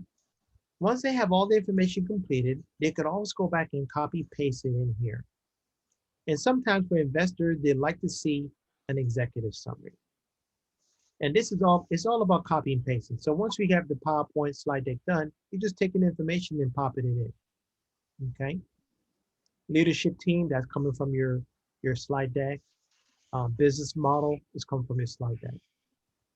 But we're not doing that, we're not gonna use that, but you have it here in this folder, okay? And then here's your slide deck again for competition, okay? And that's in materials, and it's also located in final presentation, okay? Any questions so far? Okay, okay, good. So, now my question to you guys, how many of you guys teach the same, you're in the same department, maybe you overlap? No one. Okay, what would be great is that, this is something to think about moving forward, is to maybe think of an idea of a problem that you would like to solve within your department, within your class. And this like I teach digital media, graphic design, and robotics. So what I do, instead of me having my kids create all these different types of business, we focus our energy on one problem and we work as a group, as a team to solve it. So inside my class, I will have 5 different teams, but they all presenting the same concept, and I will pick the top kid to move on to competition.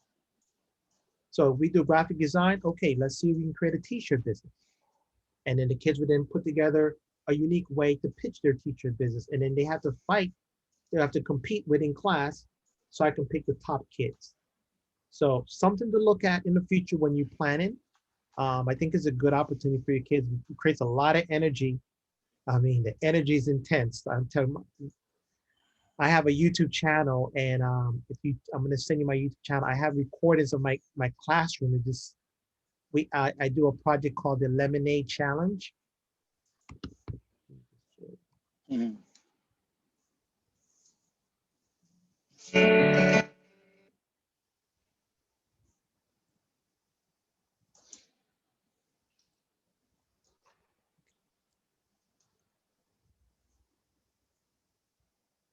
This is my YouTube channel here, and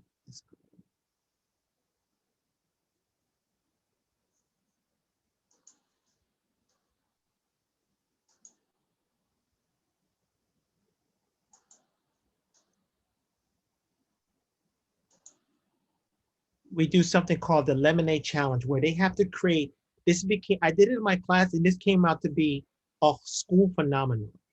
Now everybody they create these business ideas around the supreme lemonade, and the kids them have to go back here.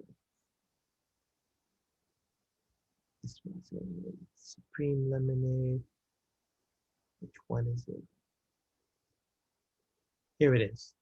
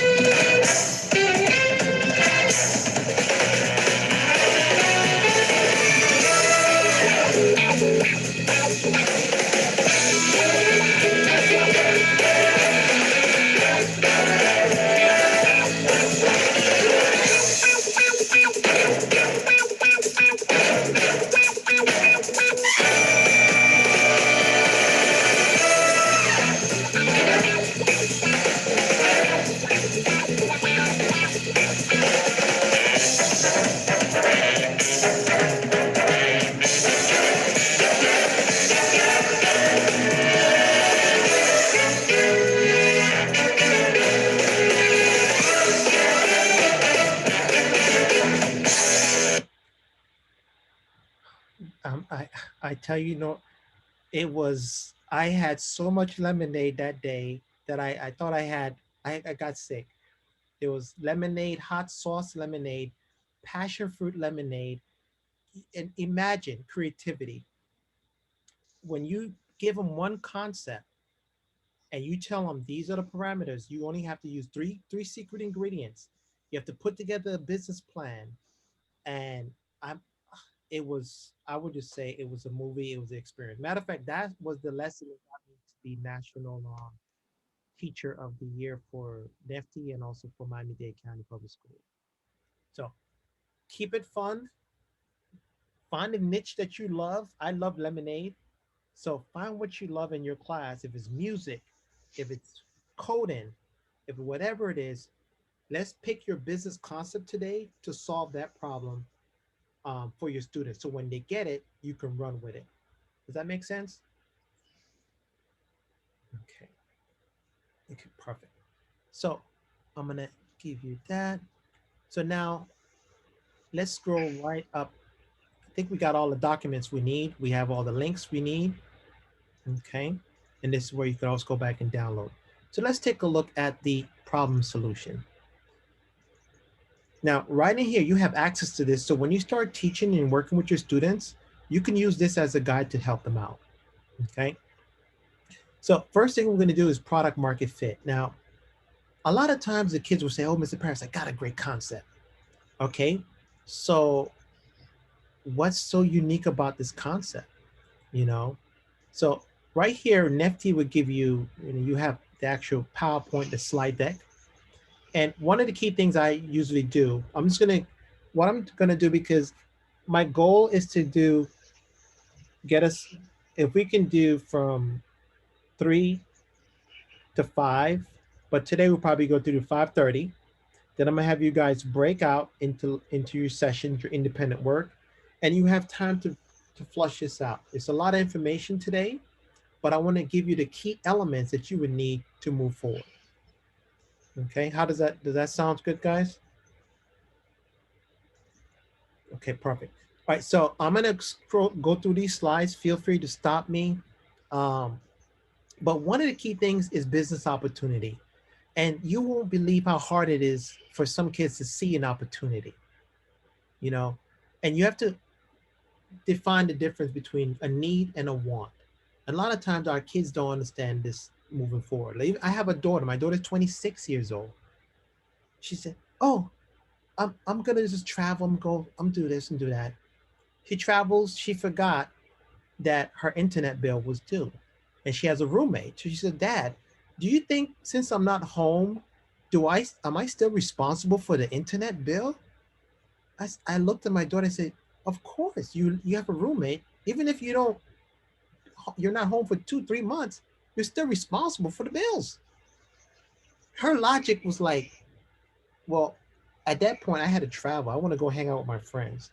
So needs and wants are very important, that you need to make sure you um, get your kids to understand it in the beginning. Would I pay money for this business idea, or is this a casual thing? Okay, so that's very important. Needs and want, something that you must have, and I think you guys understand what that is. And a want is a product or service that people strongly desire. Okay. Now, Excuse me, Ray, I'm trying to follow you right here, but it's a product market fit student handbook. Is that what you're in right now? Because I think what you're in is a different slide than I'm in right here. I'm sorry. Let me show you, Ray. Scroll down. I'm into problem and solution. So if I click on that, I'm in Google Classroom. Okay. If I come right here, I click on the PowerPoint. Testing a market. Yeah. So this is like when you start working with your kid, you can actually use this resource to help them out. It's like the slide deck that you can teach from if you need to. Thank you. So I'm gonna now 5 screening questions you want to be able to ask your kid before they even start. Does this idea fills the need or want? Okay. Will the idea work in a way to plan the way you plan to sell it? Now with Joaquin, he had a coffee business and he never thought about importing. He never thought about, okay, who's going to pick the coffee? Joaquin, well, what about the packaging? What about the taxes that comes into America? Oh, Mr. Paris, I got this covered. Okay, well, I know you got this covered. Can we see some information about this? And this is critical when you start asking these hard questions in the beginning. How much are you going to pay these people for working in the farm? See? So these are key questions that you can use with your students. And at that point, if they can't answer these questions correctly, guess what? They need to change that concept and pivot. And that's one of the key words in entrepreneurship, being able to pivot and change position, change idea, and move into something else. So that's critical. This is a good slide for your students moving forward. Now, this is important, and I'm just flowing through this. Remember, stop me if you have questions. But one of the key things is calculated risk. And is it feasible? Is it feasible? Is it worth your time and opportunity to get this done? Okay. Now, a lot of times, calculated risk, you could be caught up in your emotions. And kids get really caught up in emotion, friends and family members. Oh, yes, this is great. You can do it. And they go open up a business. I have friends that went out, opened up a business. They bought the store, and now they didn't realize that they didn't look at the actual 3 months of reserve cash to start this business. Okay, they didn't have that on deck. They had some money, they started. Now they got to figure out, okay, well, why I have the business open, but no one is coming? Well, you got to think about marketing. What about now he has to pay the light bill, the phone bill, the rent, suppliers, and now he needs to get the word out. Because you could have a business and you don't, a great business, but no one can hear about you. You got to think about the radio, marketing. So calculated risk is important moving forward. And you should think, you guys need to think about how could I empower my students or with this concept, because it's in your area, it's in your field. And they can take this information and move on in the real world. Okay. Remember I mentioned the business canvas and I showed you that earlier. This is a tool that your kids can use to plan it out, to brainstorm, to get things mapped in.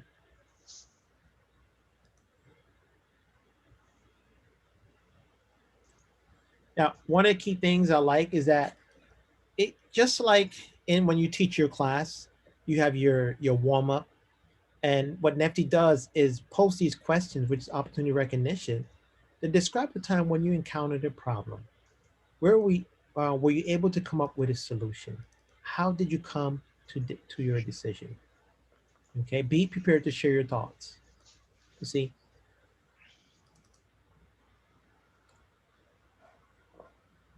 in business, I'm going to share something with you.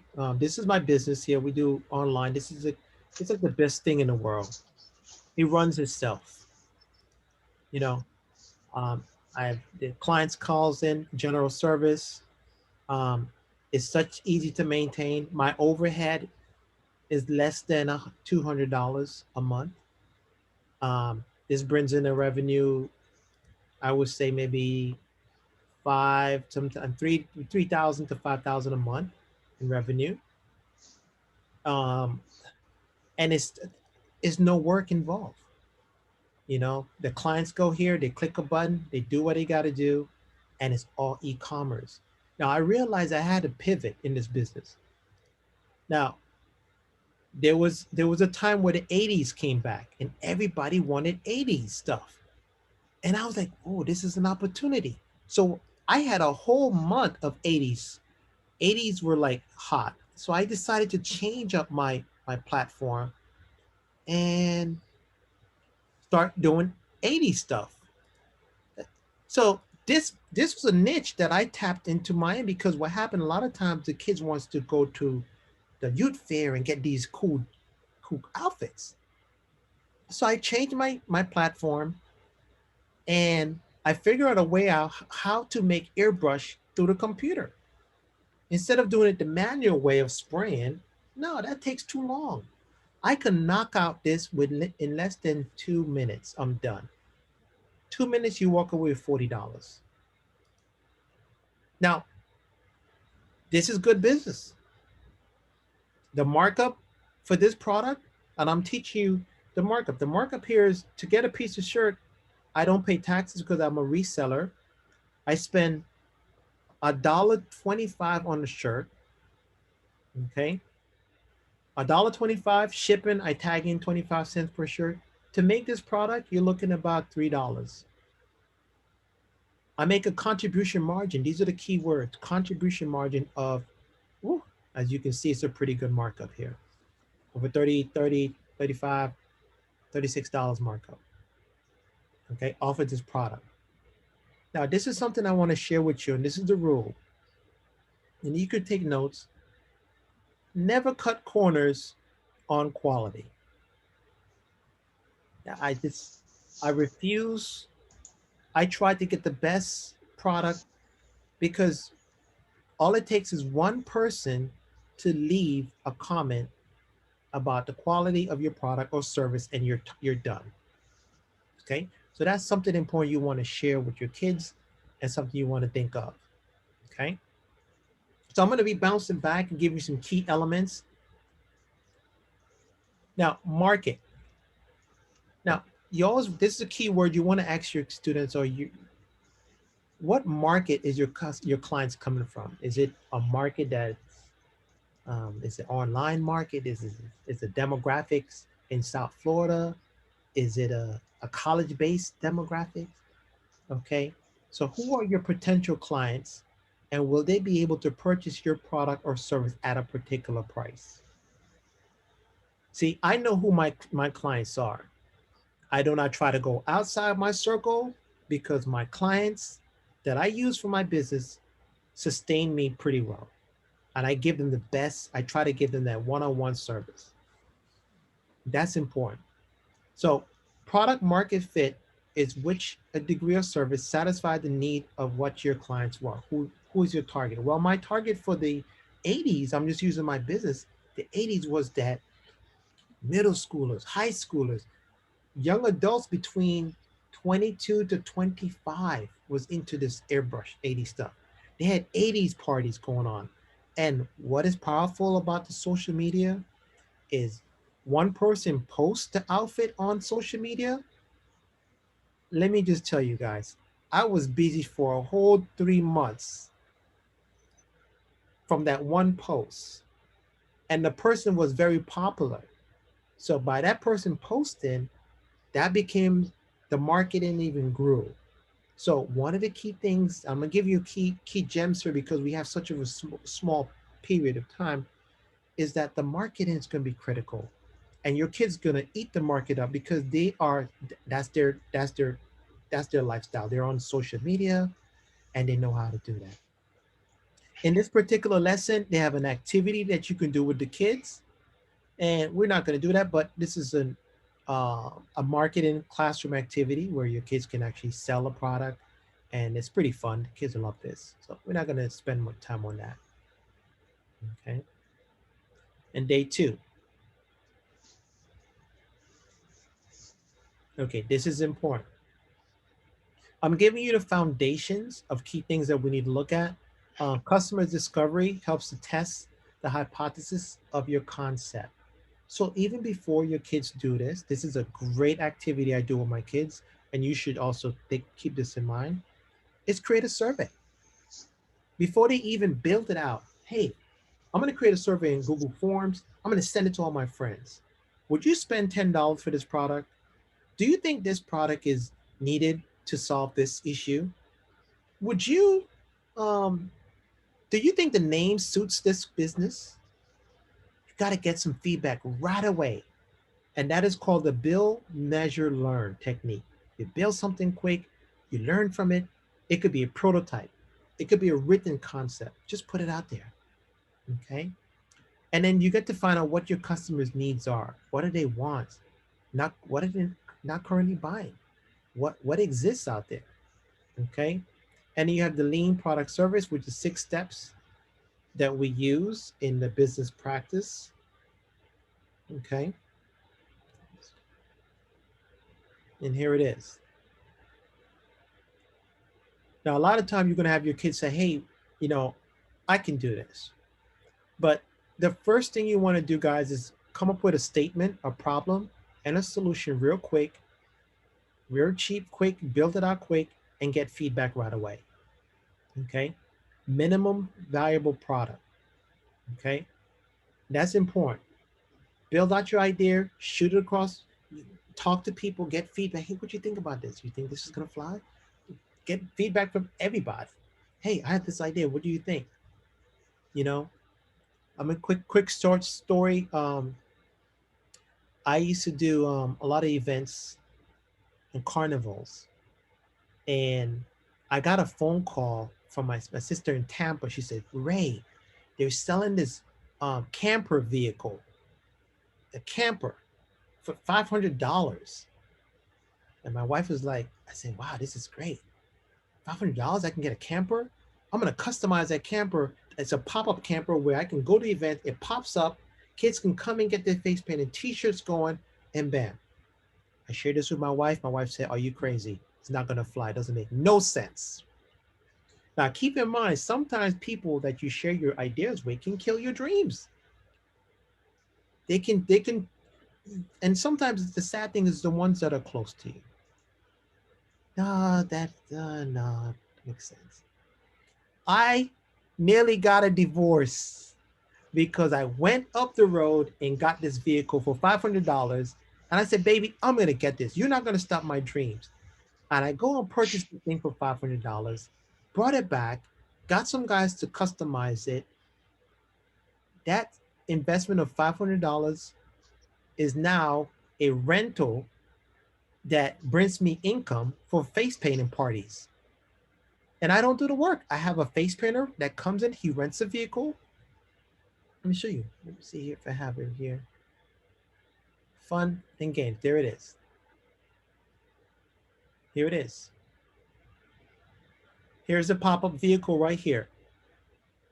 Now my wife comes in to the events and wants to be here, wants to be part of this. It has video games around the vehicle. Kids can come in and play video games. They get their earbud. It's like we bring the party to the kids. I rent this out, $300. I'm booked because of COVID. It's been slow, but I'm booked like every face painting parties, game. They want the games. They want this. Hey, not a problem. We got everything. And they book their parties. We got different plans here. Now, in the beginning, if I shared this concept, which is,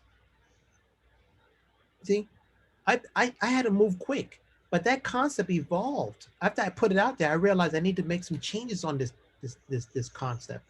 And that's why I started off small, and I realized the need was that people they had parties, they had birthday parties. Everybody has a birthday, and they love their kids. why not bring the party to them and have fun? So this is critical. Keep in mind that when you share concepts, sometimes you have dream killers and you have to make them believers.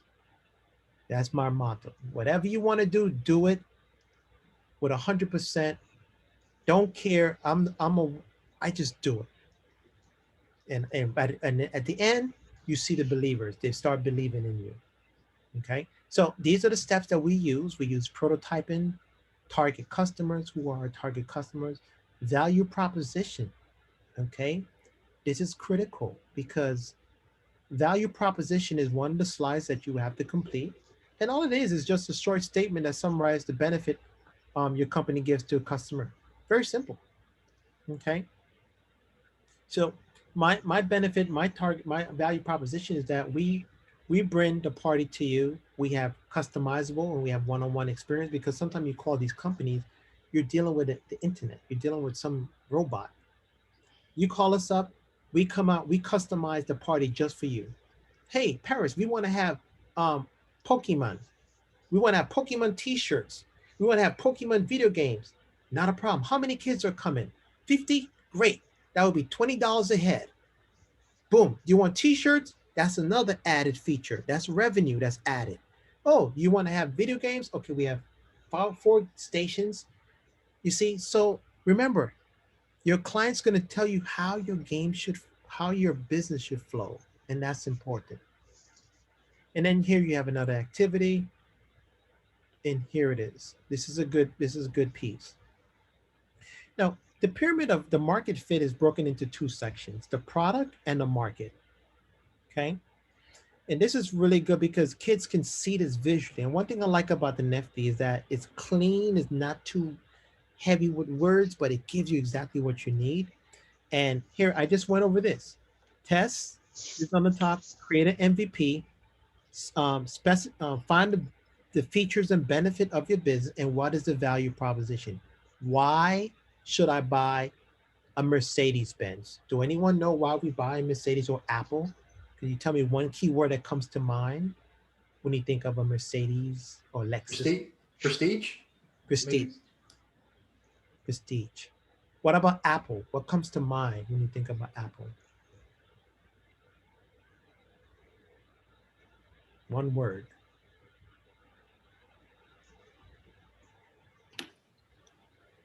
Early adopter. Simple. Early adopter. Early adopter, simple, innovation. It's a lot that comes to mind. Reliable. What's that? Efficiency. Efficiency, beautiful word. See, these are the key words that when you do your pitch, you're able to bring that into your pitch. Why, for example, let me give you a quick example. When we do our pitch, is 5 key things that must come in the pitch. You must have the name, okay, the problem and the solution, the features and benefit, okay, and a call for action. Hi, my name is Ray Paris, and my business is called Parafruit. Did you know there's 10 million businesses that's evolving every day? This is why we bring a solution to these guys. We offer one-on-one branding, product branding solution, graphics, e-commerce, and a one-on-one service. Visit us online at parafruit.com to find out more and how we can bring your business to the forefront of the leading market industry. Boom. I just made it off the top of my head, but keep in mind, those are the key things that you want to consider moving into your pitch, okay? But look here, market, who are you selling to? Okay, determine your customers early. Would they buy your product? Okay, and then here is the process that we use, similar to the engineering design method, but look how simple this is.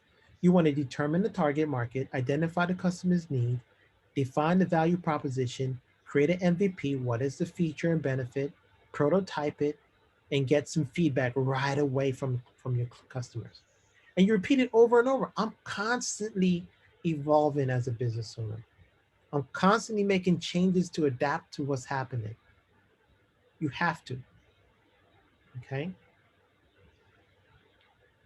And I'm gonna scroll. This gives you some more exploration activities. And then you have a lab where your kids can do a lab here. Okay, and day 1, day 2. I'm gonna stop here.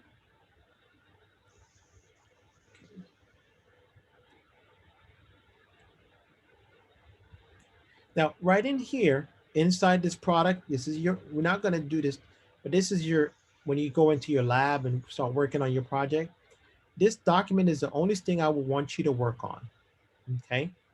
It's inside here. This is a slide deck we just went through. This document is what you're gonna use to define your game plan.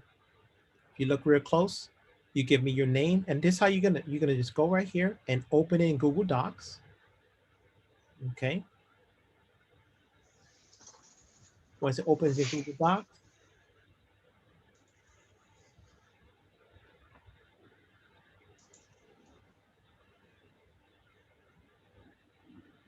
okay, here you can actually work right in. They put their name.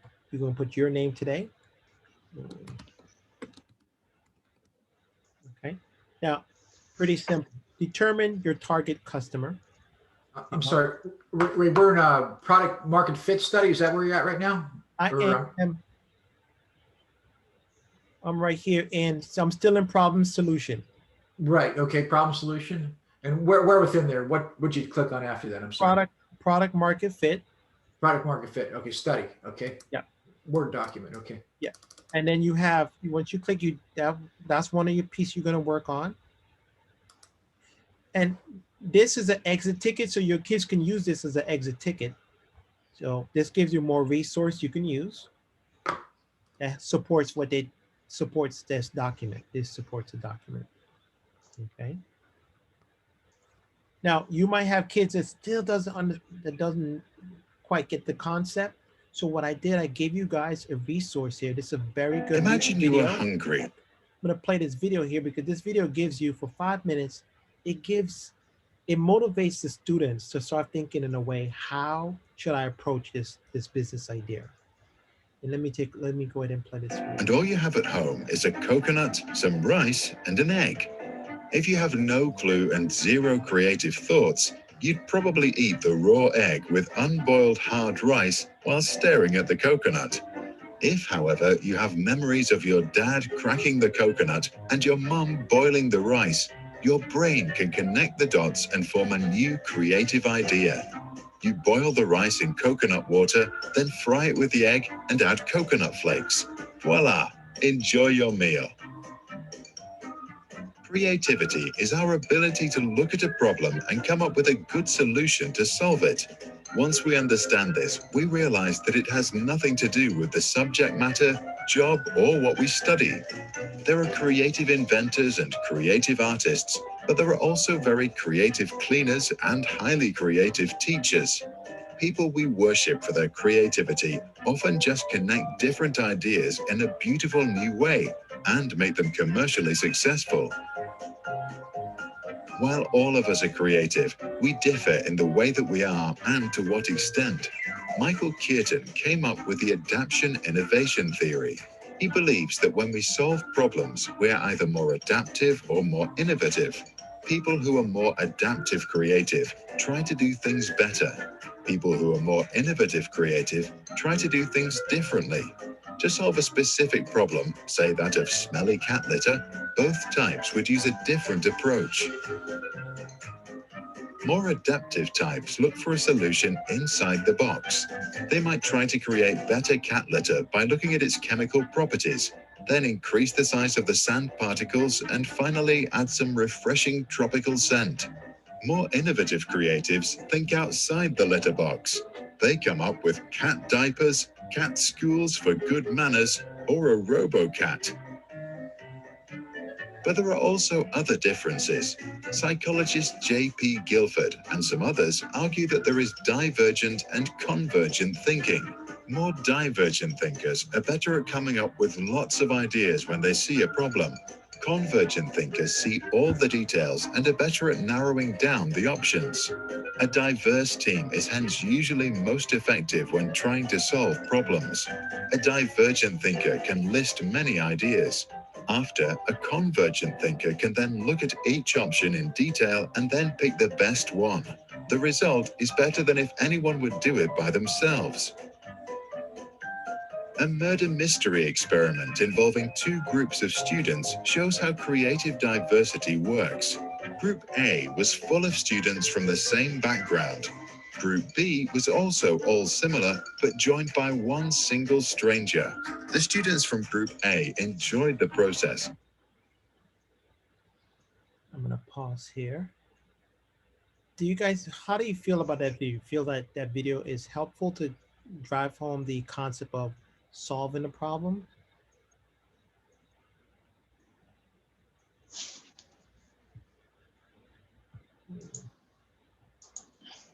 Yes. Yep. Okay, cool. Yeah.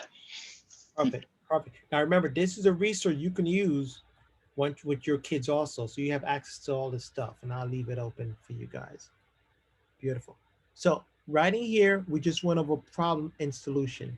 And basically is the key to this is you got to have, is it a problem that solves a big idea or a small idea? Is it a migraine or is it a headache problem? Once you get your idea out there, then you test it out. Now, this product position, we're not going to do this. This is an extra activity. And I put it in there because I usually have my kids look at the movie Ray Kroc. It's on YouTube. It's on Netflix. Have you guys seen this movie? This movie. Powerful movie. It's on Netflix. Oh my gosh. You won't believe how this guy was innovative with his McDonald's, how it came to be from the marketing. And then it's a little test study here your kids can do, and it has the actual documentation. This we're not going to work on, but I put it in there as a resource because my kids love this particular lesson. You know, get to how Coca-Cola came to be, how the McDonald's came to be. That was powerful. Now, this one, there's two things we're doing today. We did product, problem, solution. Unique value proposition is very, very simple. And all we're looking at for this particular section is what unique value your business is going to bring. Okay, who's going to be your customer? What do they look like? Where do they shop at? What do they drink? What do they eat? So here is a document that you're going to work on, that you're going to turn in. Same thing, you would just open it up, put a picture in here. What are the age group? What are the income? You're just filling this out real quick. It doesn't have to be that detailed. What are the pain points? Okay. And then the value proposition, market segment. What section? Is this the entertainment market? Are we looking at the particular college student segment? So these are key things you want to look at, and then give a value proposition. This could be one sentence. My motto for my kids, and which should be, is keep it simple. Give me 2 lines, 1 line. My business offer value in 1, 2, 3. The 1, 2, 3 punch is always key to winning anything. But the key to this, I'm gonna just say this to you, is not how you say it. You know, and anybody can say it, read it, but it's how you deliver it is critical. You know, Martin Luther King said, imagine his speech. I have a dream. I have a dream that one day we're gonna do this, blah, blah, blah. No, I have a dream that one day, you see, the passion and convict, even if it's simple, if you do, my value proposition is X, Y, and Z. My value proposition is love, unity, and conviction. I'm just brainstorming. I'm telling you, these are the secret sauce that my kids always wins these things, because if they're not, when I teach my class, I am so passionate that my kids have to be passionate. And that what, at the end of the day, that's what wins competition. Great concepts and being passionate and knowing your product. So this document is going to be critical. And this is pretty simple. I mean, Yeah. Ray, what document is that again? I'm sorry, the one you're in right now.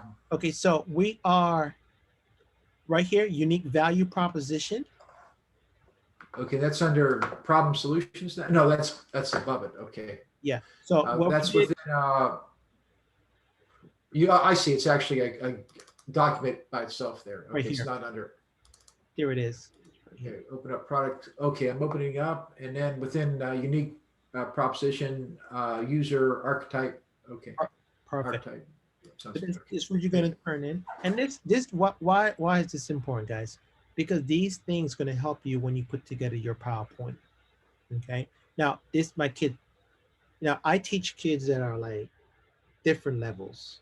I have level 1, level 2, kids that just came to the country, English. So I have to really diversify my delivery.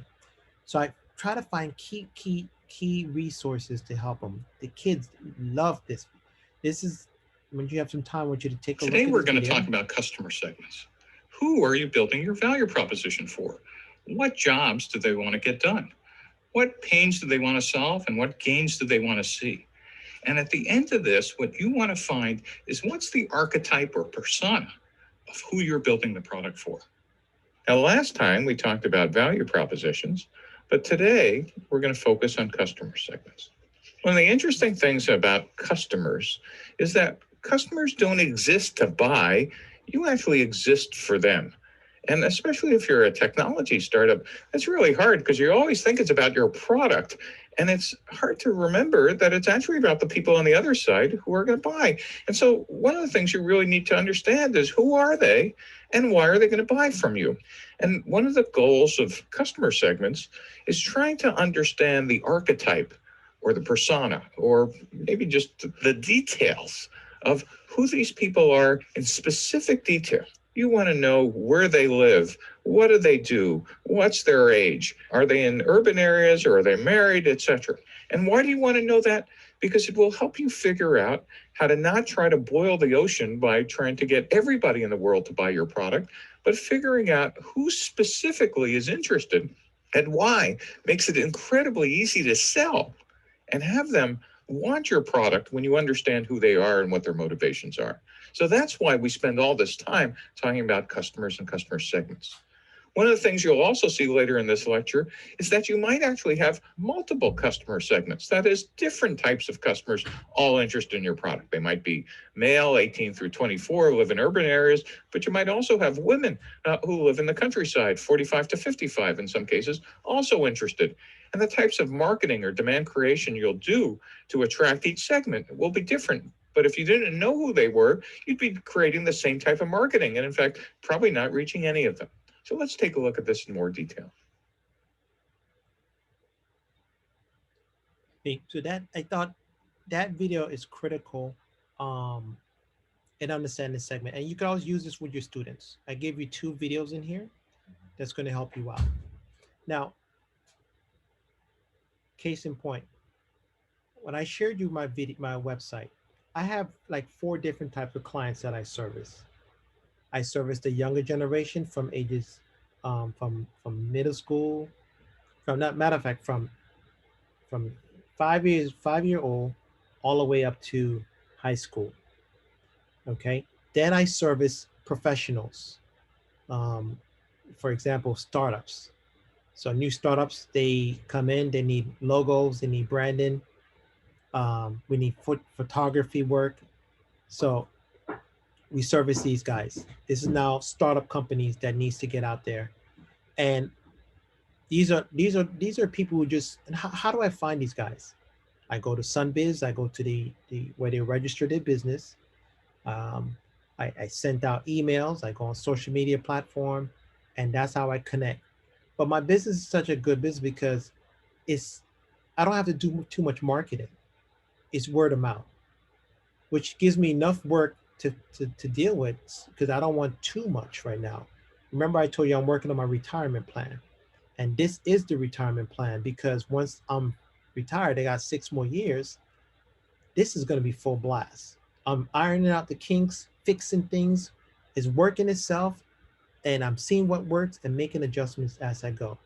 But again, my clients are big. I have clients from that's in the Caribbean market. For example, if I go here, this is a different marketing. I deal with the Caribbean, Jamaica, the Virgin Islands, a whole different market. Now I have to post these on their platform. I post these on their social media platform. So I find out what is hot in the Caribbean, who's the top person, and then I go and tag them. By me tagging, I'm able to generate just this one design. I did design 5 years ago. We were to make so much money off of this design. It just repeats itself over and over. It's just called rinse and repeat, just like in the stock, same thing. So knowing my clientele makes your life easy, okay? So that's important. I want to share that with you moving forward. So our goal for today, if we come back to this PowerPoint right here, I know we looked at problem solution, value proposition, and unfair advantage. Okay. Any questions so far before we move on?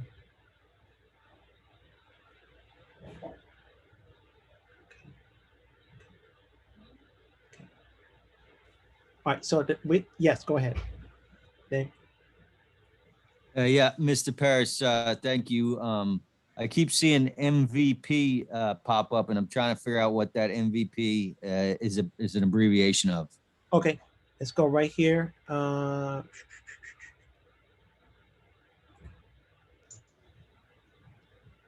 Minimum viable proposition. Yeah, then we talked about it earlier, right here. MVP is a minimum valuable product, and what it is like I teach app development in my class. We use MIT App Inventor. We use so I tell my kids, what is the bare minimum to make this app work? Oh, Ms. Paris, I need a button to start. I need to have a button so that the client can see the product, and I need to have whatever it is. So it's a quick and easy way to build out an idea and get some feedback right away before you start diving into it full blast.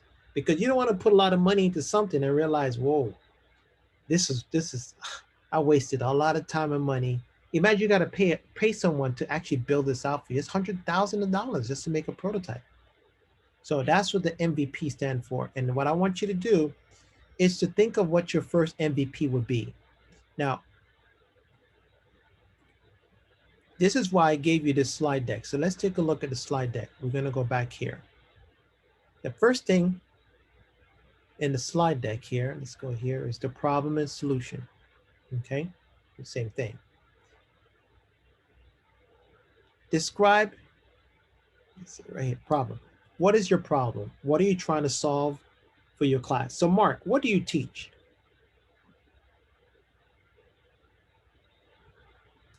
I teach mainly the CGS 1100 course, which is an application course, computer application course where you have Microsoft Office products. I started teaching Python, Introduction to Computer Programming this semester. And then I also teach a CGS 1070 course, which is basically computer literacy. So they're freshman courses, all of them, computer courses. Now, how could you take what you're teaching, that you're in a good space. One of my students did, I'm gonna just throw this out there. You're teaching coding, right? Python and stuff like that? Right, just starting right now, right, this semester. I'm actually doing some Java right now, into Java. But one of my students decided, Mr. Paris, I think there's a need because when I leave my house without my mask. So what if I can program an app on my phone that when I leave my GPS, when I leave the house, it notifies me, hey, where's your mask? Because my students are leaving, they come to class without their mask. And so he was like, Mr. Parent, I'm gonna program an app that sends notification. And that's some simple codes. That's a simple GPS, pop in there. It sends notification, hey, do you have your mask? Yeah, Ray. Yeah, along those lines, the second class that I had with the students, we have a symptom checker at SPC, where students have to go and they have to check their symptoms before they can come to class. So I said, let's go ahead and take that and make a Python program out of it. So we did that. It was successful, mimic what it did there. And then that was good because I just used that as my flow chart, basically, what it was doing. And we did the same thing. Now I'm thinking, can we go the step further with this for a project? I'm thinking about possibly a symptom checker, that maybe a kiosk type of symptom checker like they have at when you go to Quest to get your blood tested, right?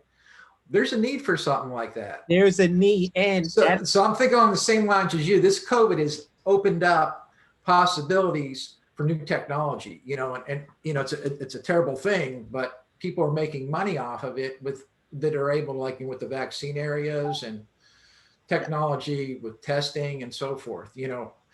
and that's what I'm thinking. Truthfully, it's along the lines of what you were speaking right there. Check if you got a mask, some type of app that's going to be related to, or maybe even like something on a Raspberry Pi. Yes. That can be used like with a kiosk or something like that. Listen, what temperature check, See, so now let's say you go with that route. Then you will identify your problem. You can say, due to the pandemic, we have 99% of the infection rate is growing at an enormous rate. We have come up with a solution to help bring that number down by coming up with the app checker. This, whatever, I'm just brainstorming, but the app checker will be the device that solves a problem. A lot of people are leaving their homes without the mask. They're checking out temperature. I had a situation right now, guys. I'm currently quarantined because a parent, a kid came, they knew they had the virus and came to school. And now we have over 200 kids that's wiped out. They have to stay home. Teachers have to stay home because the kid was in the class contact tracing. So now I have an AP class that's losing instruction. It's AP deadline. I'm like, oh my God, but see how valuable that concept is. But when you guys, this is why I gave you this, if you look closely, this slide deck, your homework or your studio time will be able to knock out these slides. This is going to be important. Identify your problem. What is your value proposition? Okay. And what is the underlying magic?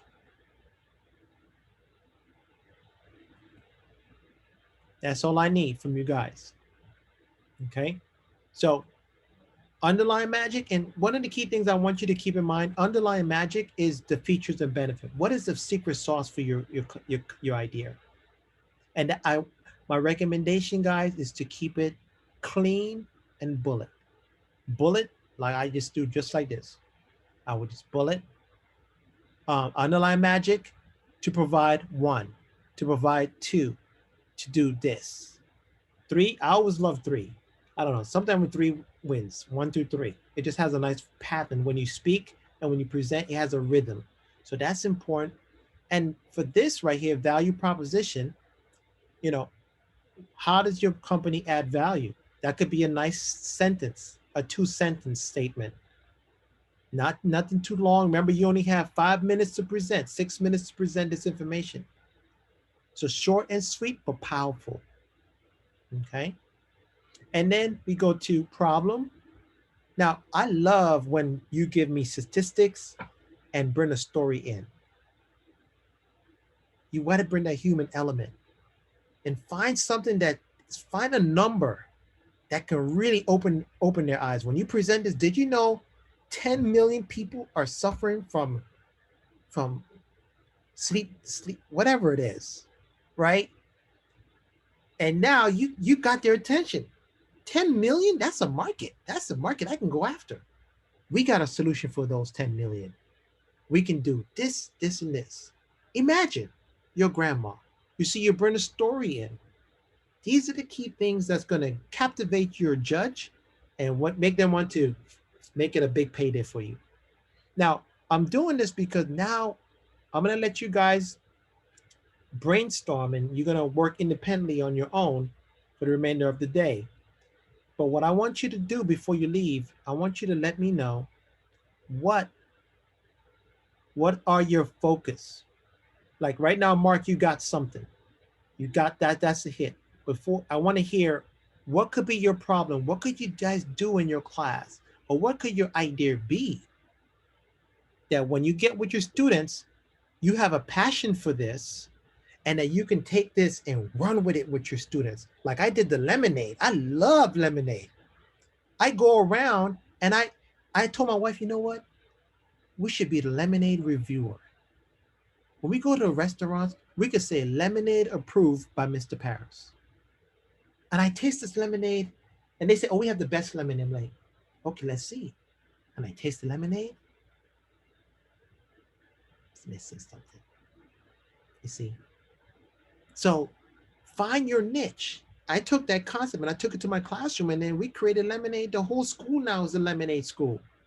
We have a lemonade contest where kids pitch their business idea and then we have tasters that come around and taste their lemonade. It's interactive. The energy was wow. I want you to find something that you love, that you're passionate about so that your kid's gonna have the same energy and you can run with it from there. Julia, I see your eyes just glowing. Talk to me. What are you thinking in that brain? Julia, what's going on? What's coming to mind here? What is your problem? How can you solve a problem with this concept moving forward?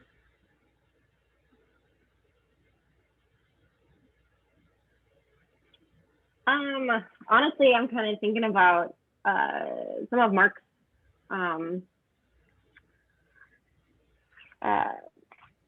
COVID observations actually kind of got me thinking.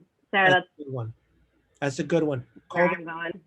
You know what, COVID, when you sit down and have a quiet moment when everybody, because this is not going to happen right away, guys. I want you have the weekend, we're going to meet again next week. You have enough time to marinate and think this through. One of the big things I always tell my kids is that we bring a lot of germs into our homes from the street. That's exactly where I was going, actually. The shoes, listen, the shoes, I sat there and I rode my motorcycle and I pause and I take my time to get off my motorcycle and I see someone threw up on the floor, right? Then someone walks, it might dry up, but then someone walks on that. Then they bring that into your home or wherever they're going. Now, imagine if there was a solution before they come into the house that they get to use. Maybe it's a specific, it's called you know how you have the sanitizer concept? Maybe it's the new floor sanitizer for your feet. When you press twice, it squirts out something and you wipe your feet, or you take your feet off, you take the shoes off and you slide it into some slippers.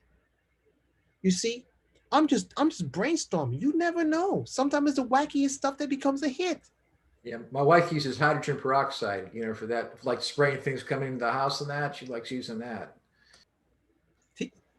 So, Julia, I know this is weird. I just want to brainstorm. Damon, I see your eyes glowing. What do you think? Because music is powerful, and what you do is very powerful.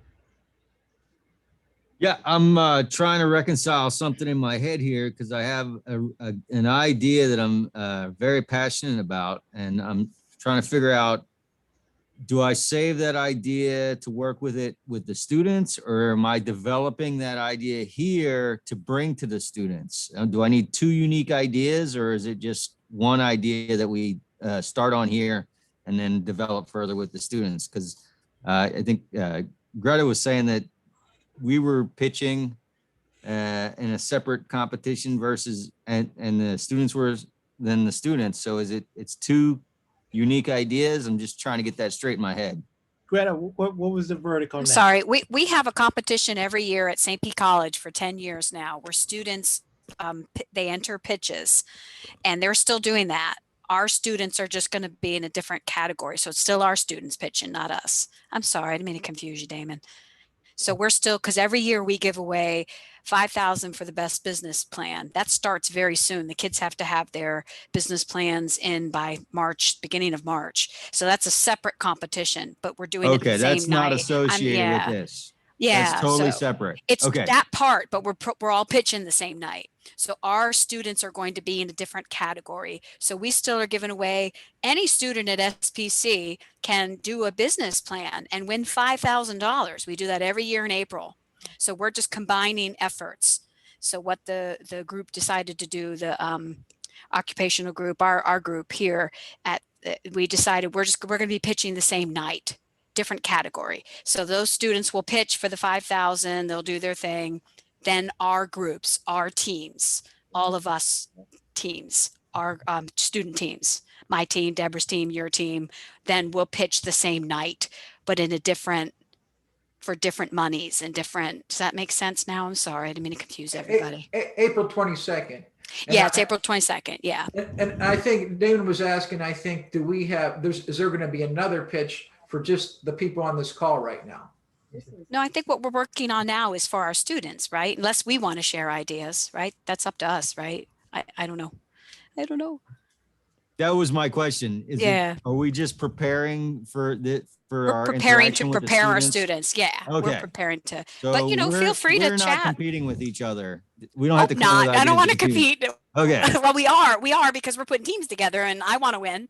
I want my team to win. Right. Sorry, I we're going want to my kick your team butt. to No. win. So, okay. So if that's clear, then, so it's just one idea. So my idea that I feel like is appropriate, and I've got a couple of students in mind that I want to work with on it that I think will also be passionate about it, is I think in our city of St. Pete, there's no concert venue that's available for younger artists, whether they be musicians or any type of performing artists or visual arts, to really congregate and develop their craft, but also converge with touring artists. So there's a lot of venues that are maybe like 800, 1,000, 1,200 seats, 2,000 seats, but there's not like a 200 seat room or 400 seat room where you can bring in,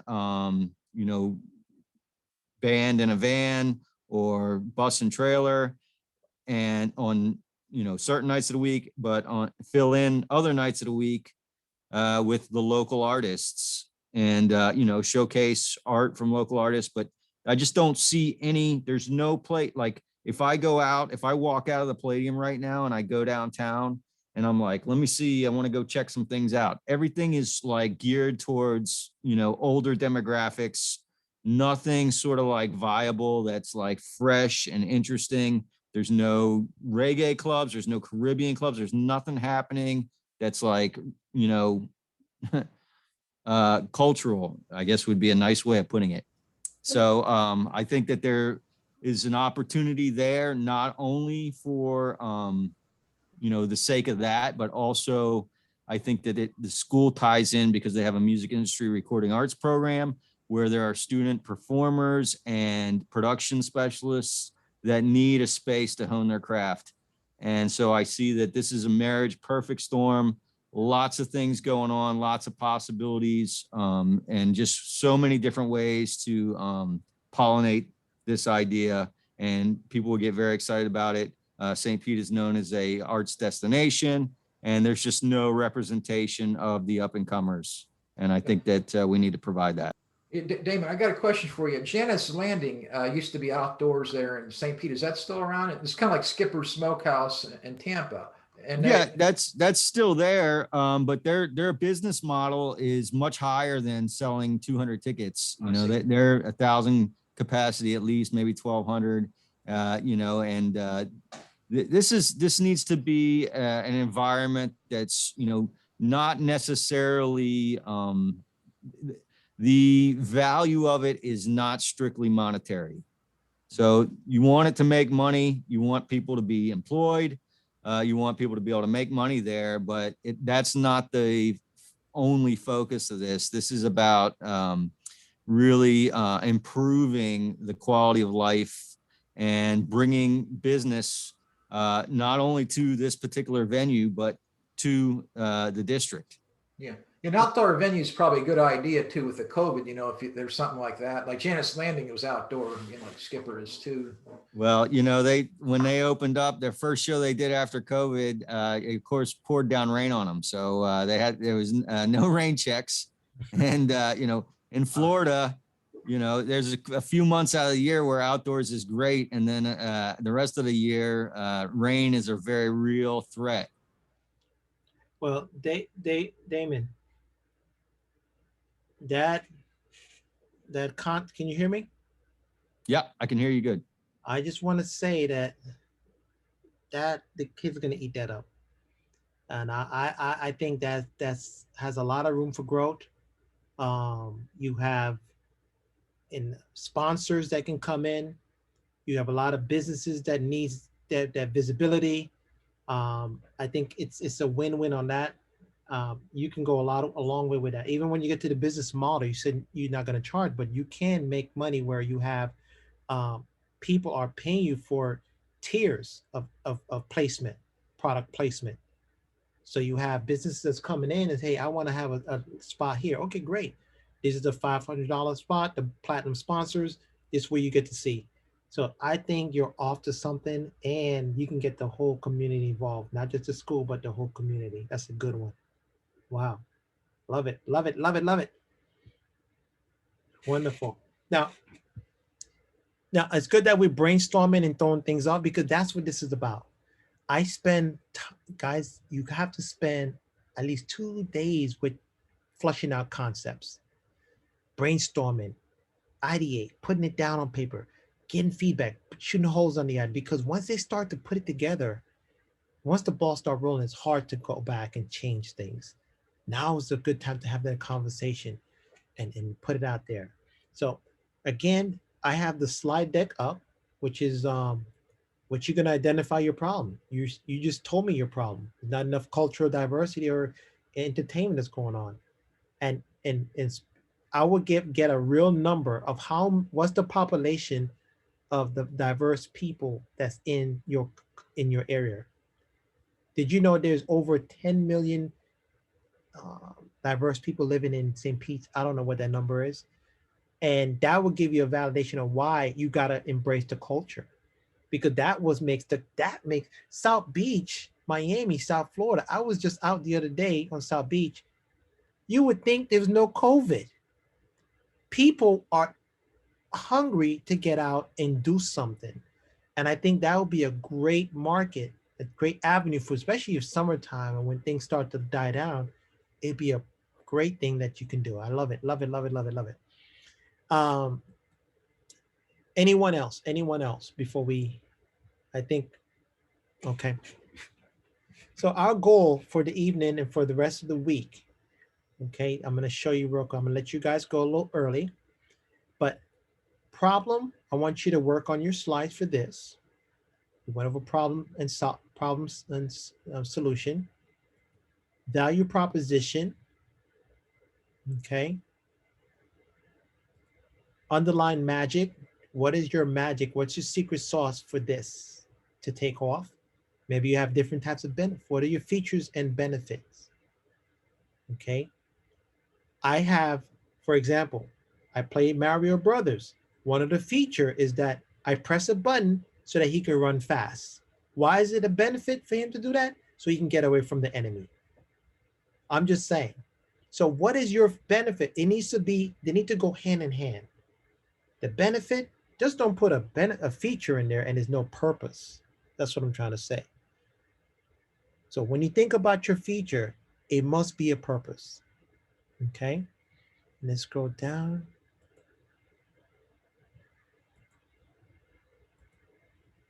And then I want you to,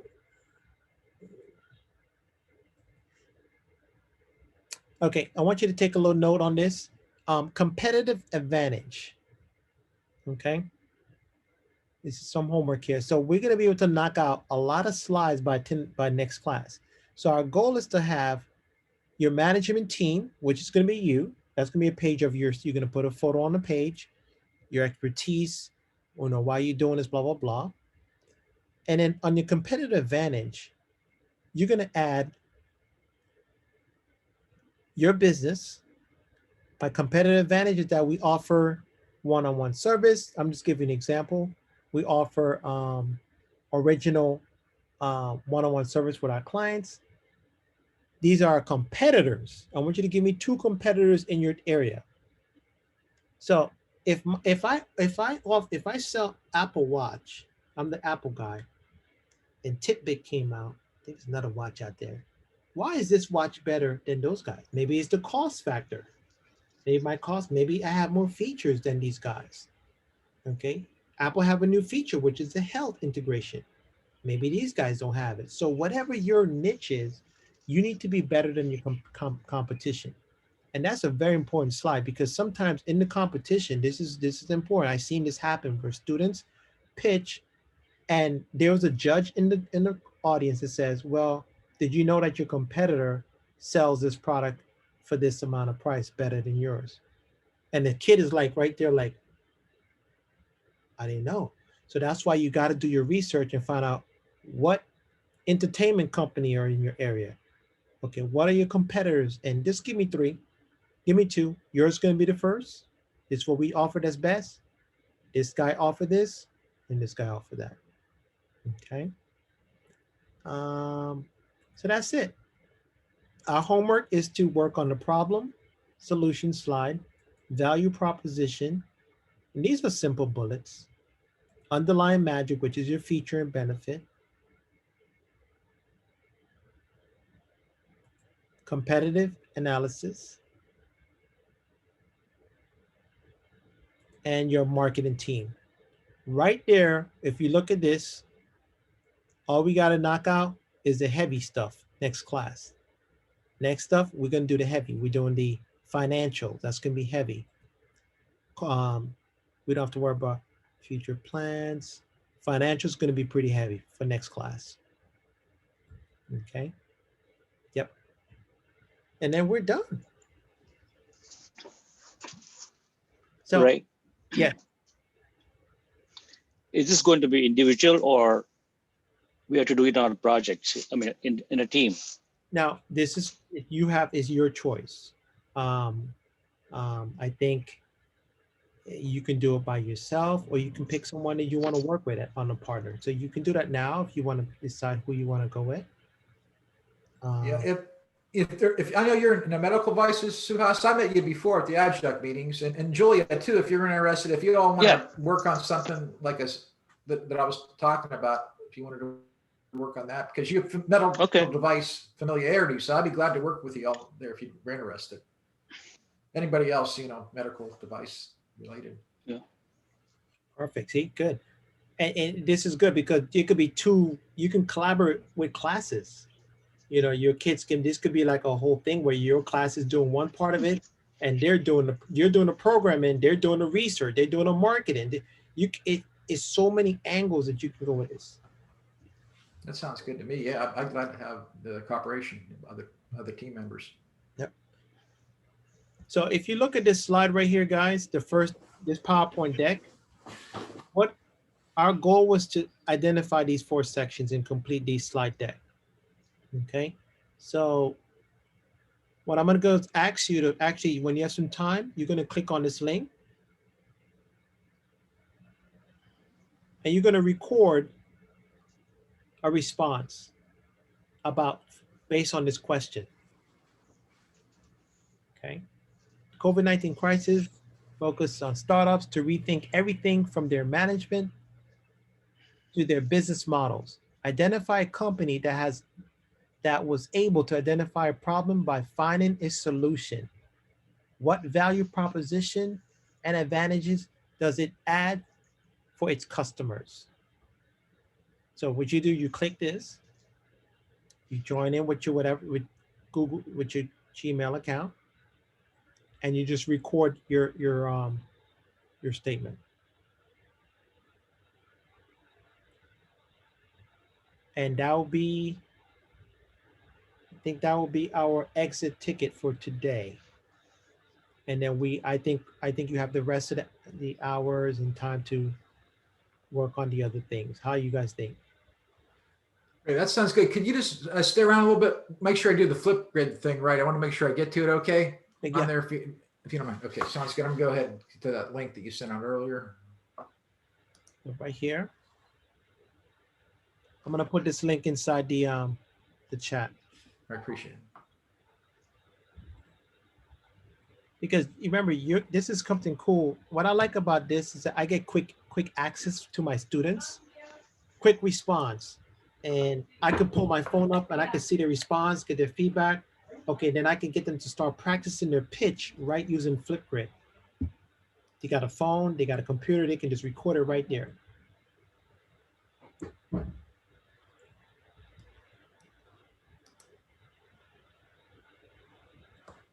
Now, I think the only thing is you might have to switch off camera because you guys are on your Zoom.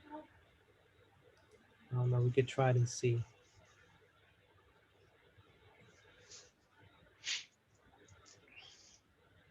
This is good. I think we made it through this was one day. So next class, we just focusing on the money and key metrics. Perfect.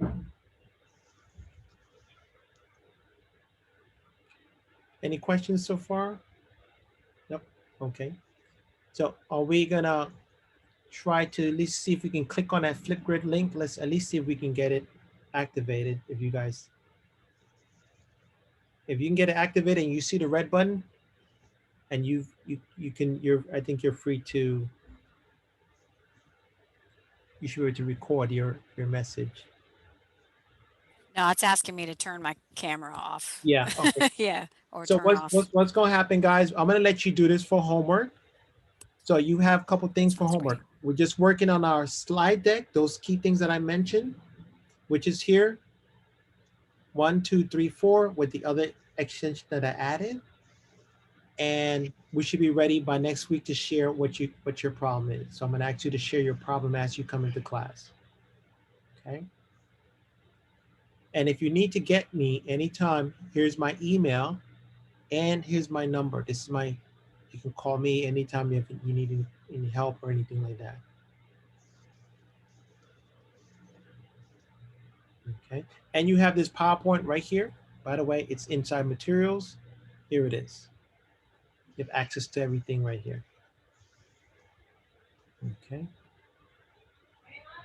Can you put your phone number in the chat, Ray? Because it's really small. Okay, yes. Let me do that. My monitor's real tiny. You pop your phone number in the chat. I won't call you unless I want to say something nice to you. You're good. No. You're I love the lemonade thing. I love that. I love that. Oh my gosh. If you guys follow me on my YouTube channel, what happened? My students was like, Mr. Perry, you're so animated in class. You need to do a YouTube channel. And I say, you know what? Why not? We need to monetize that. Let's get it moving. Come on. You need some subscribers. I help people with that. I'll help you for nothing. Yeah. Wait, that doesn't sound like a good business proposition. I need to make money. Yo, yes, you sure do. Let's talk. You got my number. You can call me. Yeah. Okay, that's my number there. As a matter of fact, that's my I created a Google number, so that such a great thing, a great tool here. You can reach me anytime. Excuse me, Ray. It says right there, camera and mic help, import video, retry camera. So I can go ahead and try that. But I just want to double check. When we go into this, we're going to record ourselves saying something, I guess. Is that right? Yeah, you can record answering this question here, right here. And that question is also here. If you look, flip it right here. See, it's up right here on above. Just answer this question by recording. Okay. You guys use Flipgrid in your classroom? Perfect. Yes, very cool. I love it. Yeah. The students hate me, but I love it. I know. They're like, I got to look nice, Mr. Paris, on camera. Okay. I don't care what they look like. I'm really just listening to them, their voice. Some of them, they don't even have a light, like, and they're in their room or something. I don't care. I just want to hear their ideas. Nope. Yeah, they're always in the dark. Zooming in the dark. Okay, good. All right, so what I'm going to do, if any questions, I'm going to hang around. You guys are free to go. You know what we're working on. You have a nice break to work on at the weekend. You got all next week until we meet again next class. Okay. Thanks, Mr. Paris. You're welcome. Thank you. Thank you, everyone. Thank you.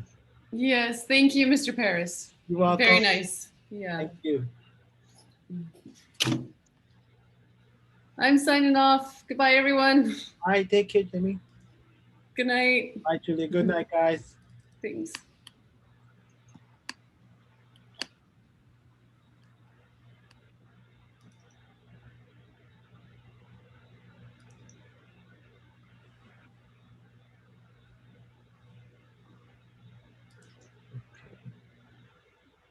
Yeah, Ray, I think I can do this. This is Mark here. I'm gonna, I can get to. I got to think about what I'm going to say right here, but Okay, I can get to the link. Okay, and yeah, I appreciate your help too. Thanks a lot, Ray, for your support. Thank you. All right, take care. You too. Thank you. Bye-bye.